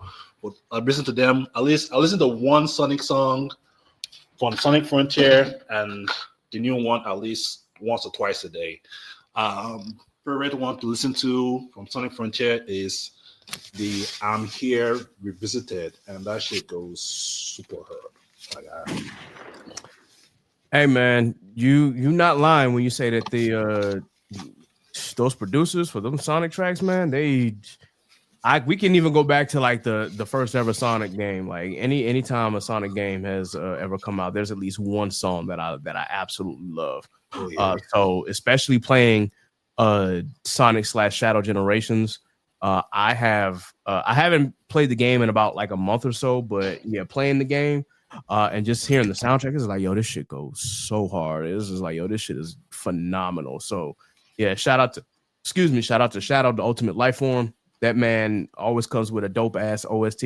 So I gotta give them credit, and the Sonic team does their thing when it comes to making these soundtracks.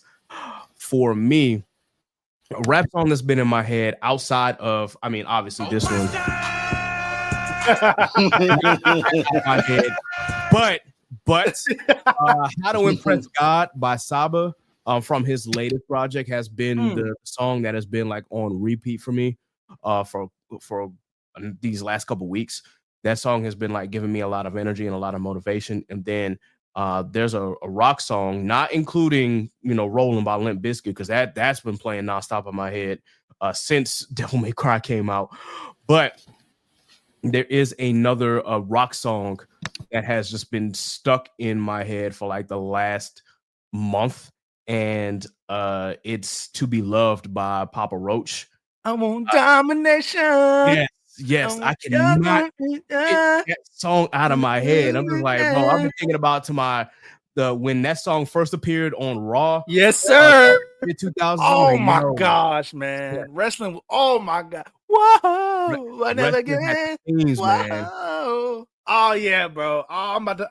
Bro, as soon as we get done with this pod, I'm playing that song. That was my song. That was my shit. Yeah, bro. Man. That was my shit, man. I don't blame you, bro. I do not blame you. That shit has been stuck in my head at work. That's been keeping me going at work. Yeah, bro. But that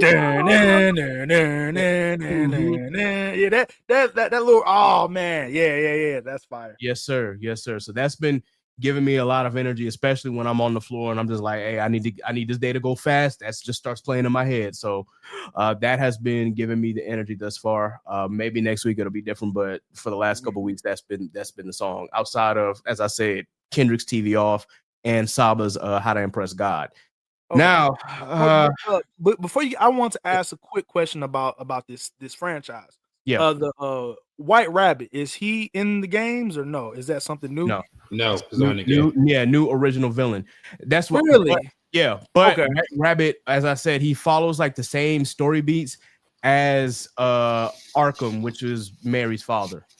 Okay. So Mary's father, as you saw in the series, he turned himself into a demon to try and protect his family, but he ultimately, quote unquote, died in the fire. We don't know if he really perished or not, but from all practical purposes, it looks like he did.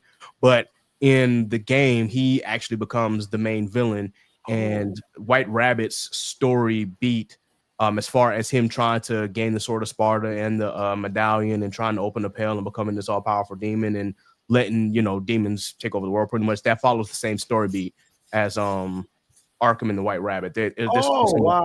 Okay. Yeah. Last question about the game. Mary and Dante, do they get together? I need to know. Are they a thing?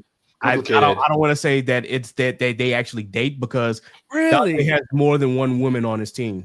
Oh, really? Okay. Oh, yeah, I forgot. We haven't even got them home yet, bro. Yeah, we haven't got to Trish yet. We haven't gotten to Trish. We haven't got Trish yet. Nah. Dante that man got him.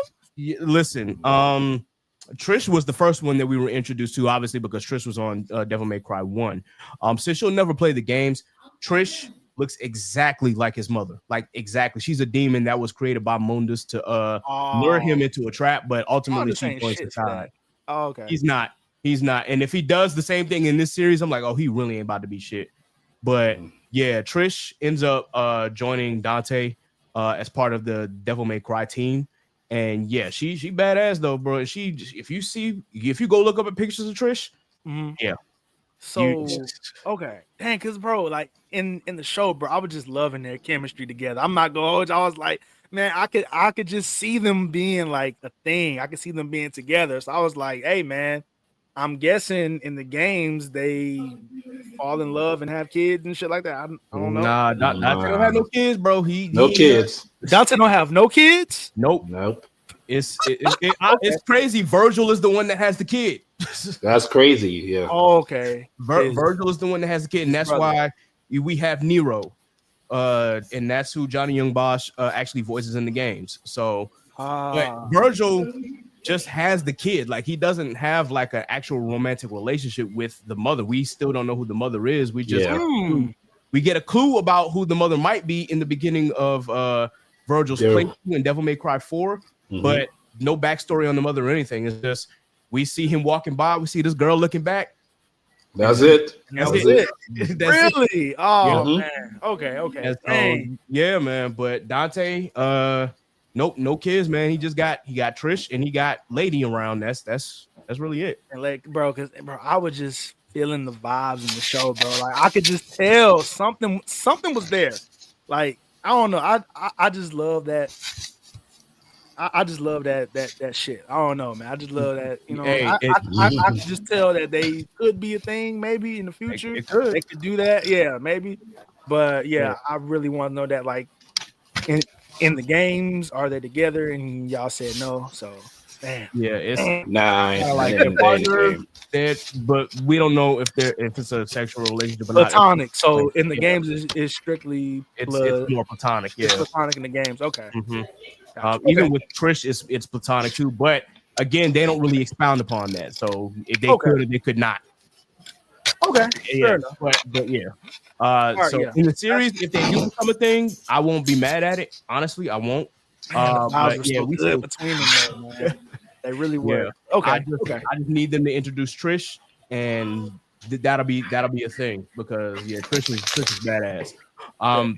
All right, so I'm gonna play this one because all right, y'all. Coming to this next part, I have to really I gotta get some shit off because what I saw on Twitter really just upset me because some of these fans were talking so much shit. And I'm also gonna play this from Naruto because I gotta get it. Yes. Yes. All right, so to these Twitter ragists or these game purists or whatever you may have let me just start off by saying this is a Netflix series, so of course it wasn't going to be exactly like the game.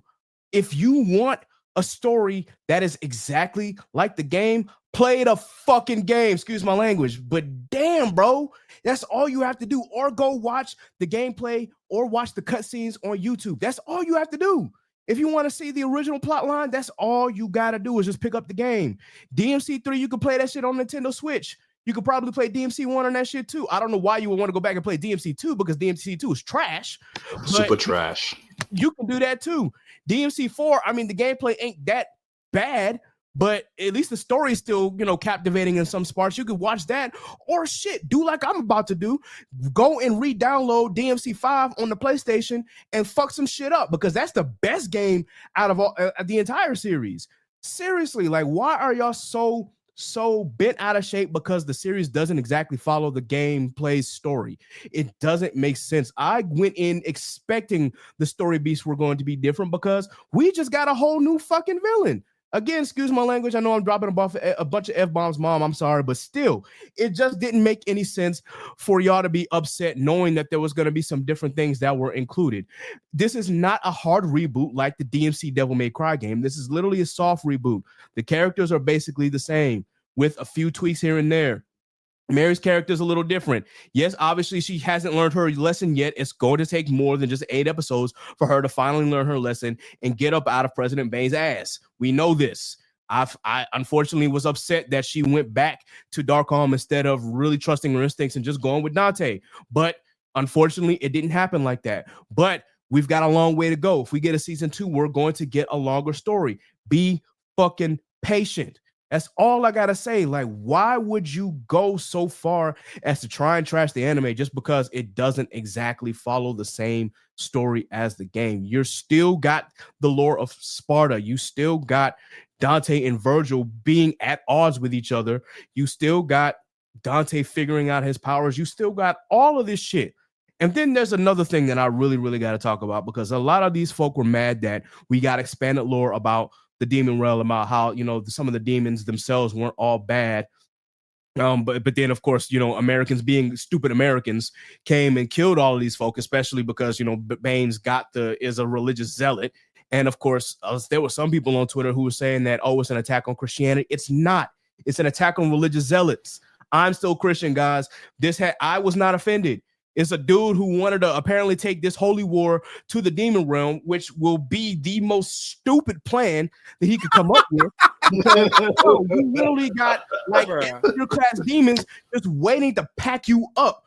Literally, like I didn't understand why he would go through the motion of doing that and trying to capture and test and enslave demons, knowing good and damn well that there's going to be demons who far exceed whatever military capabilities that you have. Like, do we not know Virgil's power? For those who've played the games, you know what Virgil can do with the Yamano and his powers in general. He could pack up a whole daggone military in milliseconds. In the blink of an eye. Yeah, in a blink of an eye. Dude can take out his sword in one click, and you'll see like multiple dimensional slashes just come through out of nowhere.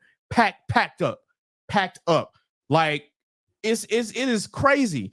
I just don't get why y'all were so bent out of shape because we had a religious zealot who were, you know, pretty much wanted to bring this holy war. Like, we're getting more dimensional bad guys now. It's not just, oh, we have to defeat Mundus. Now Dante has to worry about Mundus, and he has to worry about stupid Americans because they don't know exactly how to deal with this shit, and they're going about it the wrong way.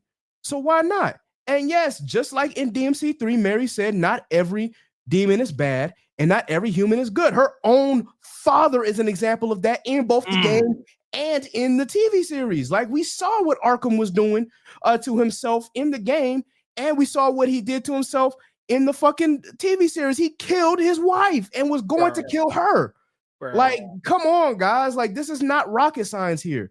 This is I just had to throw that out there because it was just like, yo, y'all are really, really mad because we're getting expanded lore, and it's a little shot to ourselves because some of us here know what American exceptionalism is about, and we know just how stupid this shit is. But some of y'all still fall into this loop of, oh, you know, because we don't understand things that are presented to us that it might be different than us, then, you know, we got to kill everything that we see. It's literally American history playing out.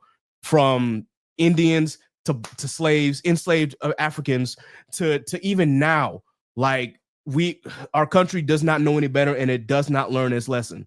And this is the same thing with this series. You got a religious zealot who does not, you know, want to see anything different other than what he sees as a holy war. And then you've got the stupid Americans that do not know any different because they're not told any different. You know, just because something might be from a demon realm or hell or Makai, you think automatically, oh, demon bad, demon gotta go. No, that is not what's happening here, because y'all aren't willing to understand complexities of things that are different from you. This is exactly how the real life has worked. And so you're mad that that's being portrayed in a TV series? Get the fuck out of here, yo. Like, come on, man.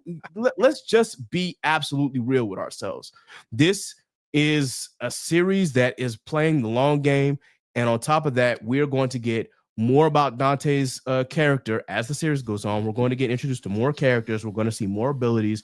We're going to see more epic fights.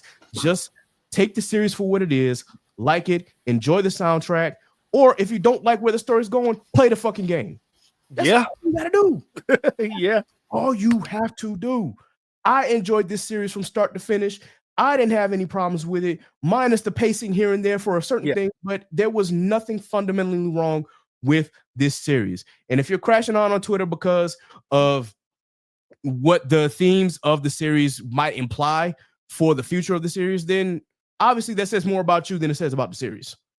That's all I gotta say about that. I had to crash out for that because it was like, some of y'all are stupid. I haven't even seen people like saying nothing bad. Like on Twitter, I've been seeing nothing but like good things about it. Everybody been like, I fell on the wrong side of Twitter, and that's when I was just like, really? "Oh, nah, I gotta put this in here. I got to put this on here because there was a part of Twitter that really thoroughly enjoyed the series, and I'm glad I fell into that too, just as well as on Blue Sky. But there was a certain part of Twitter I'm just like, oh, here we go. And some people were mad that they were talking about religious zealots and demons. Not all demons bad. I'm like, but these themes are also explored in the games. Religious zealots are explored in Devil May Cry 4. You know, knowing the difference between what's really good and what's really evil has been explored in Devil May Cry 3 and in Devil May Cry 2. It's like, bro, what are we like? Fake outrage. People just want to complain about some shit. They just want to complain, bro. That's all it is, man. And y'all want to like go in here and try to make a case about it. Some people, of course, throw the word woke out there, and I'm just like, man, y'all have never played this game in your entire lives if you're saying all that shit. Woke? Literally, my God. I did see that. I was just like, yo, y'all are stupid. Y'all are absolutely stupid, and y'all have never played DMC. I can tell. Like all of these themes have been explored in some part of the game in some way. They just haven't been expounded upon as much as the series is about to do. Because again, with a video game, you have to follow kind of a linear plot line, but it's not that they've made mention of it, and it plays into the gameplay. Like these are not themes that are foreign to how the game goes in any of the game's sequences. Like whether it be in, as I said, in DMC 2 about evil corporations. DMC 3 about what's really good and what's really evil. DMC 4 with religious zealots. DMC 5 is more about the apocalypse. But still, it's these themes are not foreign to the concept of Devil May Cry, because at the end, when demons cry, it's showing that not demons have emotions, and Dante even comes to that realization himself. This is like, wait, devils never cry. And when you cry, that literally shows that just because you're a demon does not necessarily mean that you can't feel something. It's the same thing that happens with Trish. It's things that happen throughout the series. Like that's why it's called Devil May Cry. Yep, I can see that. Anyway, guys, I had to get off my soapbox about that. Also, I want to add to your zealots rant.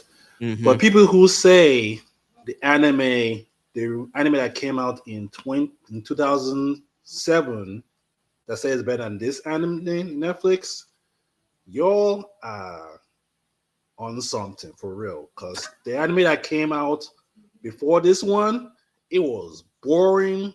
It didn't have that much action. Yes. Really? It was a whole bunch of talking. Okay. Yes. A whole bunch of talking with no action. No action? That's crazy. With some action, but not a lot. Yeah. But still, this Netflix series did what Devil May Cry series is all about. It's about the puns, about the action, and it had all of that. The anime didn't have it. And for y'all on Twitter saying that the anime is better than the Netflix series, y'all are on something for real. For real. And like I was saying, you know what? I might watch this, but now I'm staying far away from it. Fuck it. I'm just gonna stay away from it. I'm not gonna watch it. Nah, man. Yeah, bro. Don't even waste your time unless you just want to like watch it for the hell of it. Like nothing significant happens in this series, bro. It's literally like people just mad because the series now is taking a different direction. But if you tried to sat there and watch the original animated series, you'd be bored as hell, bro. Because I was bored as hell, and I don't get bored with Devil May Cry like that. Yeah, it was like, this far away from it. Yeah, don't even waste your time, man. Okay, it's not a lot of action, and as Bo said, it's more talking than anything. But still. Those people who were saying that, I don't know what they're on. They're clearly supposed to be annoying. Oh, the anime is not like the game. It's not the same. It's not like you bro. You know how people are with this stuff, bro. Yeah, It's so annoying. Yeah. It's not gonna be bro. Yeah, that's not exactly the same. I'm like, bro, but if you want the same storyline from the games, then play the games. Just play the games, bro. Not everything is going to be exactly the same. As long as they can get the main parts of what makes the series great, then you've got a working product. As Bo said, like, it's about the action, it's about the puns, it's about the cheesy and campy humor, it's about the edgelord 2000s music that really hypes up Dante. It's about a woohoo pizza guy who happens to be half demon and half human going out and killing demons. And making friends along the way in his weird behavior. But granted, this series is really like great because of those things, and it just doesn't make sense when you try to ruin that because you want to be purist. Like, there are a few things that I'm purist on just because the people who if they make something from a series, they go way out of left. For example, I don't mind despite the author being a little bit crazy now, when it comes to Harry Potter, I didn't mind Harry Potter getting a TV series. Why? Because the movies miss a whole lot of shit that would make more sense if put in a TV show to explain how things, progress without any plot holes.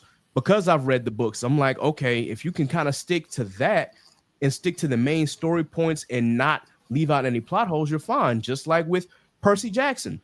We know that man, got a whole bunch of shit and changed some shit, but even though the series now isn't exactly like the books, the main plot points are still the same. Yeah, and it's really good, and it's really, really done well. So that's what I'm kind of like. I'm like, okay, so the story changed up a little bit.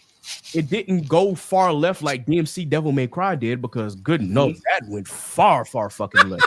Yeah, way left. Yeah, way left. Like, it made you thought Mary cussed a lot in this series, boy. Dante cusses up a storm in that hard reboot, and it's just like not like that. Really, he's not like that, bro. He doing that for real. Yeah. Nah, he be chilling most of the time, just like, hey, you play my rock music, I make funny puns, I can be a little sarcastic.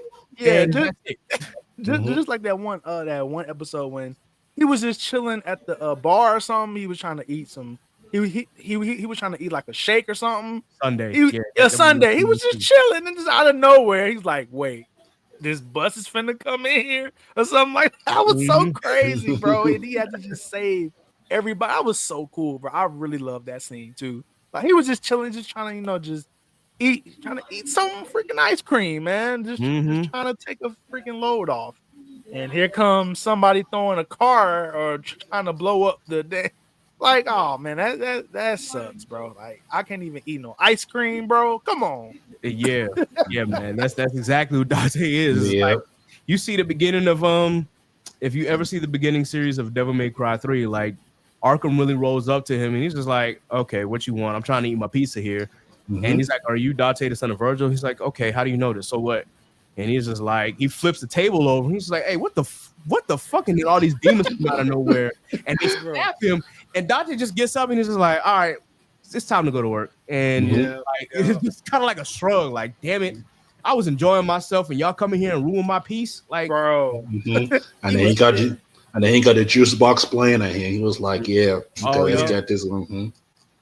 So absolutely, bro. Anyway, yeah, that's how I feel. As far as rating the series, I think for me it's an 8.5 out of 10. I'm definitely looking forward to seeing what they do in season 2. If they do season 2 really well, of course, that score could go up or down depending on what road they take. But for right now, for me, I think it's a really, really, really solid 8.5. All right, Bo, you can go. I'll say 8.5 as well. It's real solid. 8.5.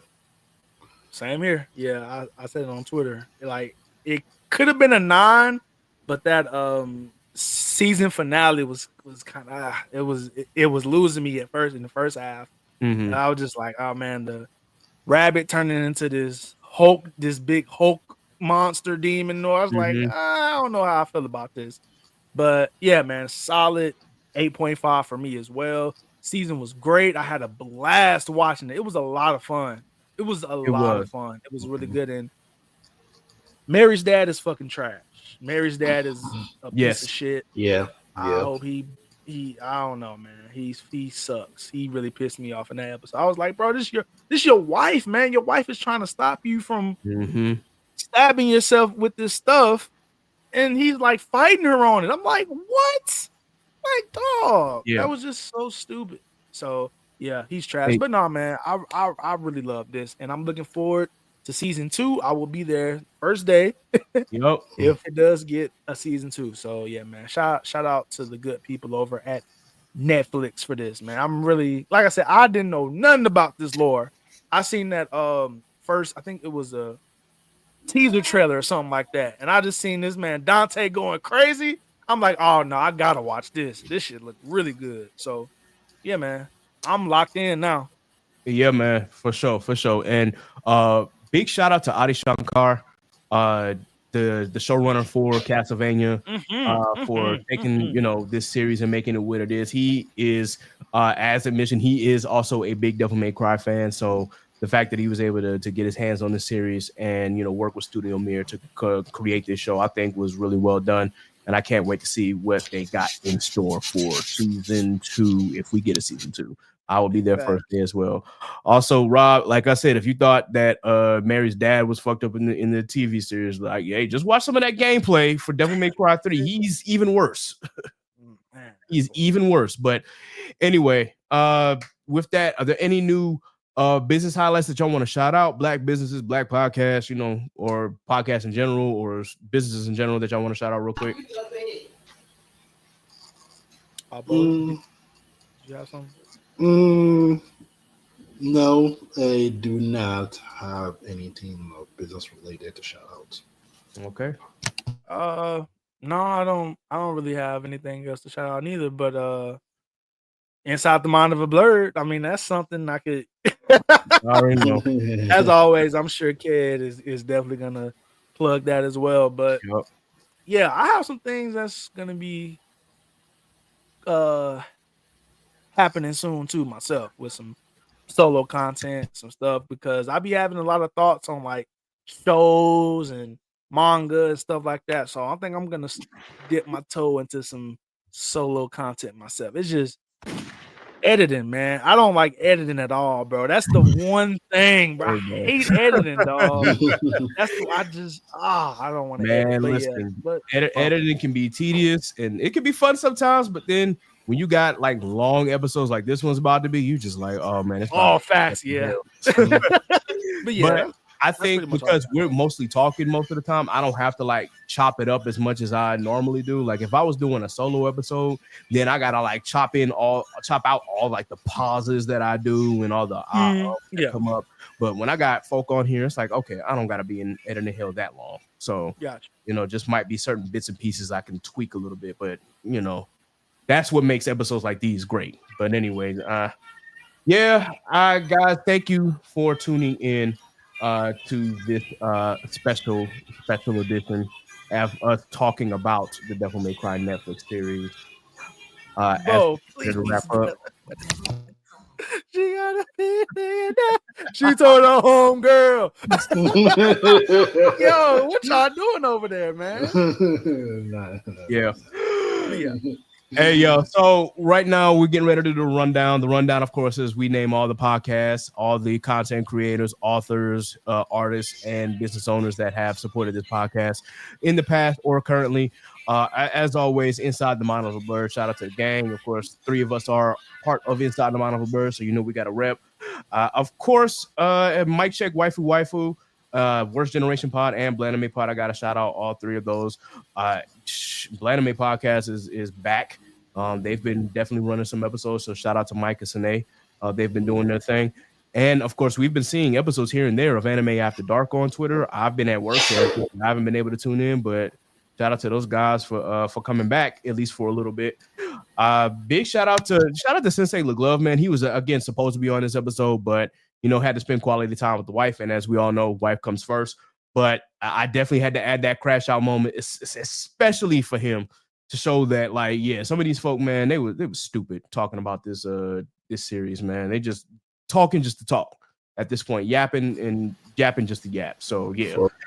Anyway, shout out to the Truth and Transparency podcast with Brother X, the culture scientist, and Mr. Smith. Dad Needs to Talk with Rob, the father of Ash. Big shout out to Geek Set Podcast, Anime Junkies, 3 Weaves in the Podcast. Shout out to those anime girls. Shout out to the commute. And, of course, shout out to Black Geek Energy. For our Black authors, of course, big shout out to K. Renee, a.k.a. Sedona Rose. And shout out to Elena Graham, a.k.a. Elena. For our Black content creators, of course, Off Black Mag with Aaron, HBCU Anime with Evan, Cerberus Entertainment, Tatted Poodle, Dekichi Gamer, Shelby with Simply Janine, Simply Baked and Rose Less Traveled, Strange Keith with the Idols to Icons, Toasty Marshmallow, and shout out to the Corner 5, Simone, Courtney 5, Chris, and Sham. And, of course, shout out to Scuba Steve and Alpha with Blur Mind Productions. With our Black artists, shout out to NASA, Scoozy, Jack Union, Phil.me, Ellis Quinn, RJ Stackhouse, Quarter, Tyrone Leak Jr., Ari Lachelle, Zach Cons with Fortresses, Elena again, Zaynab, and, of course, Imogen. And for Black business, shout outs already paid by Dre, Fresheners, Righteous Minds by Timo, KS's Brand by Christina, Cream Cosmetics by Naima, Mind Over Money by Tremaine, Studio Maho with Pat and Yin. Also, big shout out to Daphne Benford Smith with Hold on Law. Of course, Concept Moon, She Designs 2 with Aaron, Black Magic / Lit Wants by Lone T, H4 Creative by Zenobia, Real Estate Stone by Meredith, So by Bell by Mariah, Good Vibes Only with NASA, and Scrappy Sentiment with our very own Sappy. All right, team, how can beautiful people out there follow you guys? You can follow me on Twitter at _RobJ. Same name on IG. And yeah, man, like Kay said, follow the Blurred Mind Pod. Wherever you get your podcast, follow us on Twitter at the Blurred Mind Pod on Twitter, Instagram, Twitch. We need to get back on Twitch soon. We definitely got to get back doing that because that shit is fun. Yep. So, but yeah, man, at the Blurred Mind Pod is pretty much is everywhere. So yeah, man.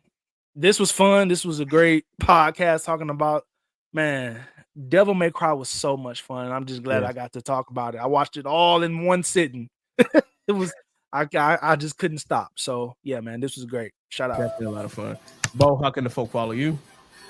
You can follow me on Twitter as Bodonedidit. Bodonedidit all together. You can follow me on Blue Sky as well. I am on there. I'm more active on there as well on Blue Sky on Twitter. Also, you can follow me on Bodonedidit again on YouTube. I'm going to start doing little short videos of me just ranting about current things because I feel like I could just rant about some current things and just upload it, and people could watch and hear my rant and comment your opinions. Hopefully, some of you would find it interesting. First video will drop Tuesday morning, so I'll post it on Twitter and Blue Sky for you guys to hear what I have to rant about. So I'll try to at least upload 2-3 videos a week, and then I'll see how you guys feel about it. Leave a comment on the YouTube video whenever you do watch it, and tell me how you guys feel. Sounds good, Bo. Sounds good.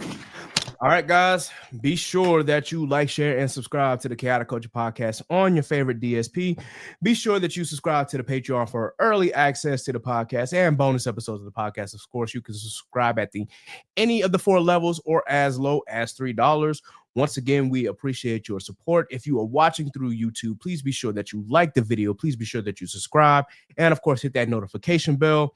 You can follow us on Facebook at the Chaotic Culture Podcast page. You can also follow us on IG and Threads at Chaotic Culture Pod. You can follow us on X/Twitter at Chaotic Culture 1. You can follow us on Blue Sky at chaoticculture.bsky.social. You can follow me, Kat the Pro, that's K3D the Pro on all social media. Of course, you can follow Miss Nasa at Omnicaso on all social media. You can follow Miss Sappy at Scratch14 on all social media. You can follow Scuba Steve at Scuba Steve 1428 on all social media. You can follow Law on Instagram at L.JR_96 and on Twitter at Law96_. And of course, you can follow Jay at Jaylee Trey on all social media. And this has been another edition of the Chaotic Culture Podcast. So until next time, folks, remember, embrace the culture, chaos rules, be blessed, be safe, God is love, and we are out of here. Later days. Peace.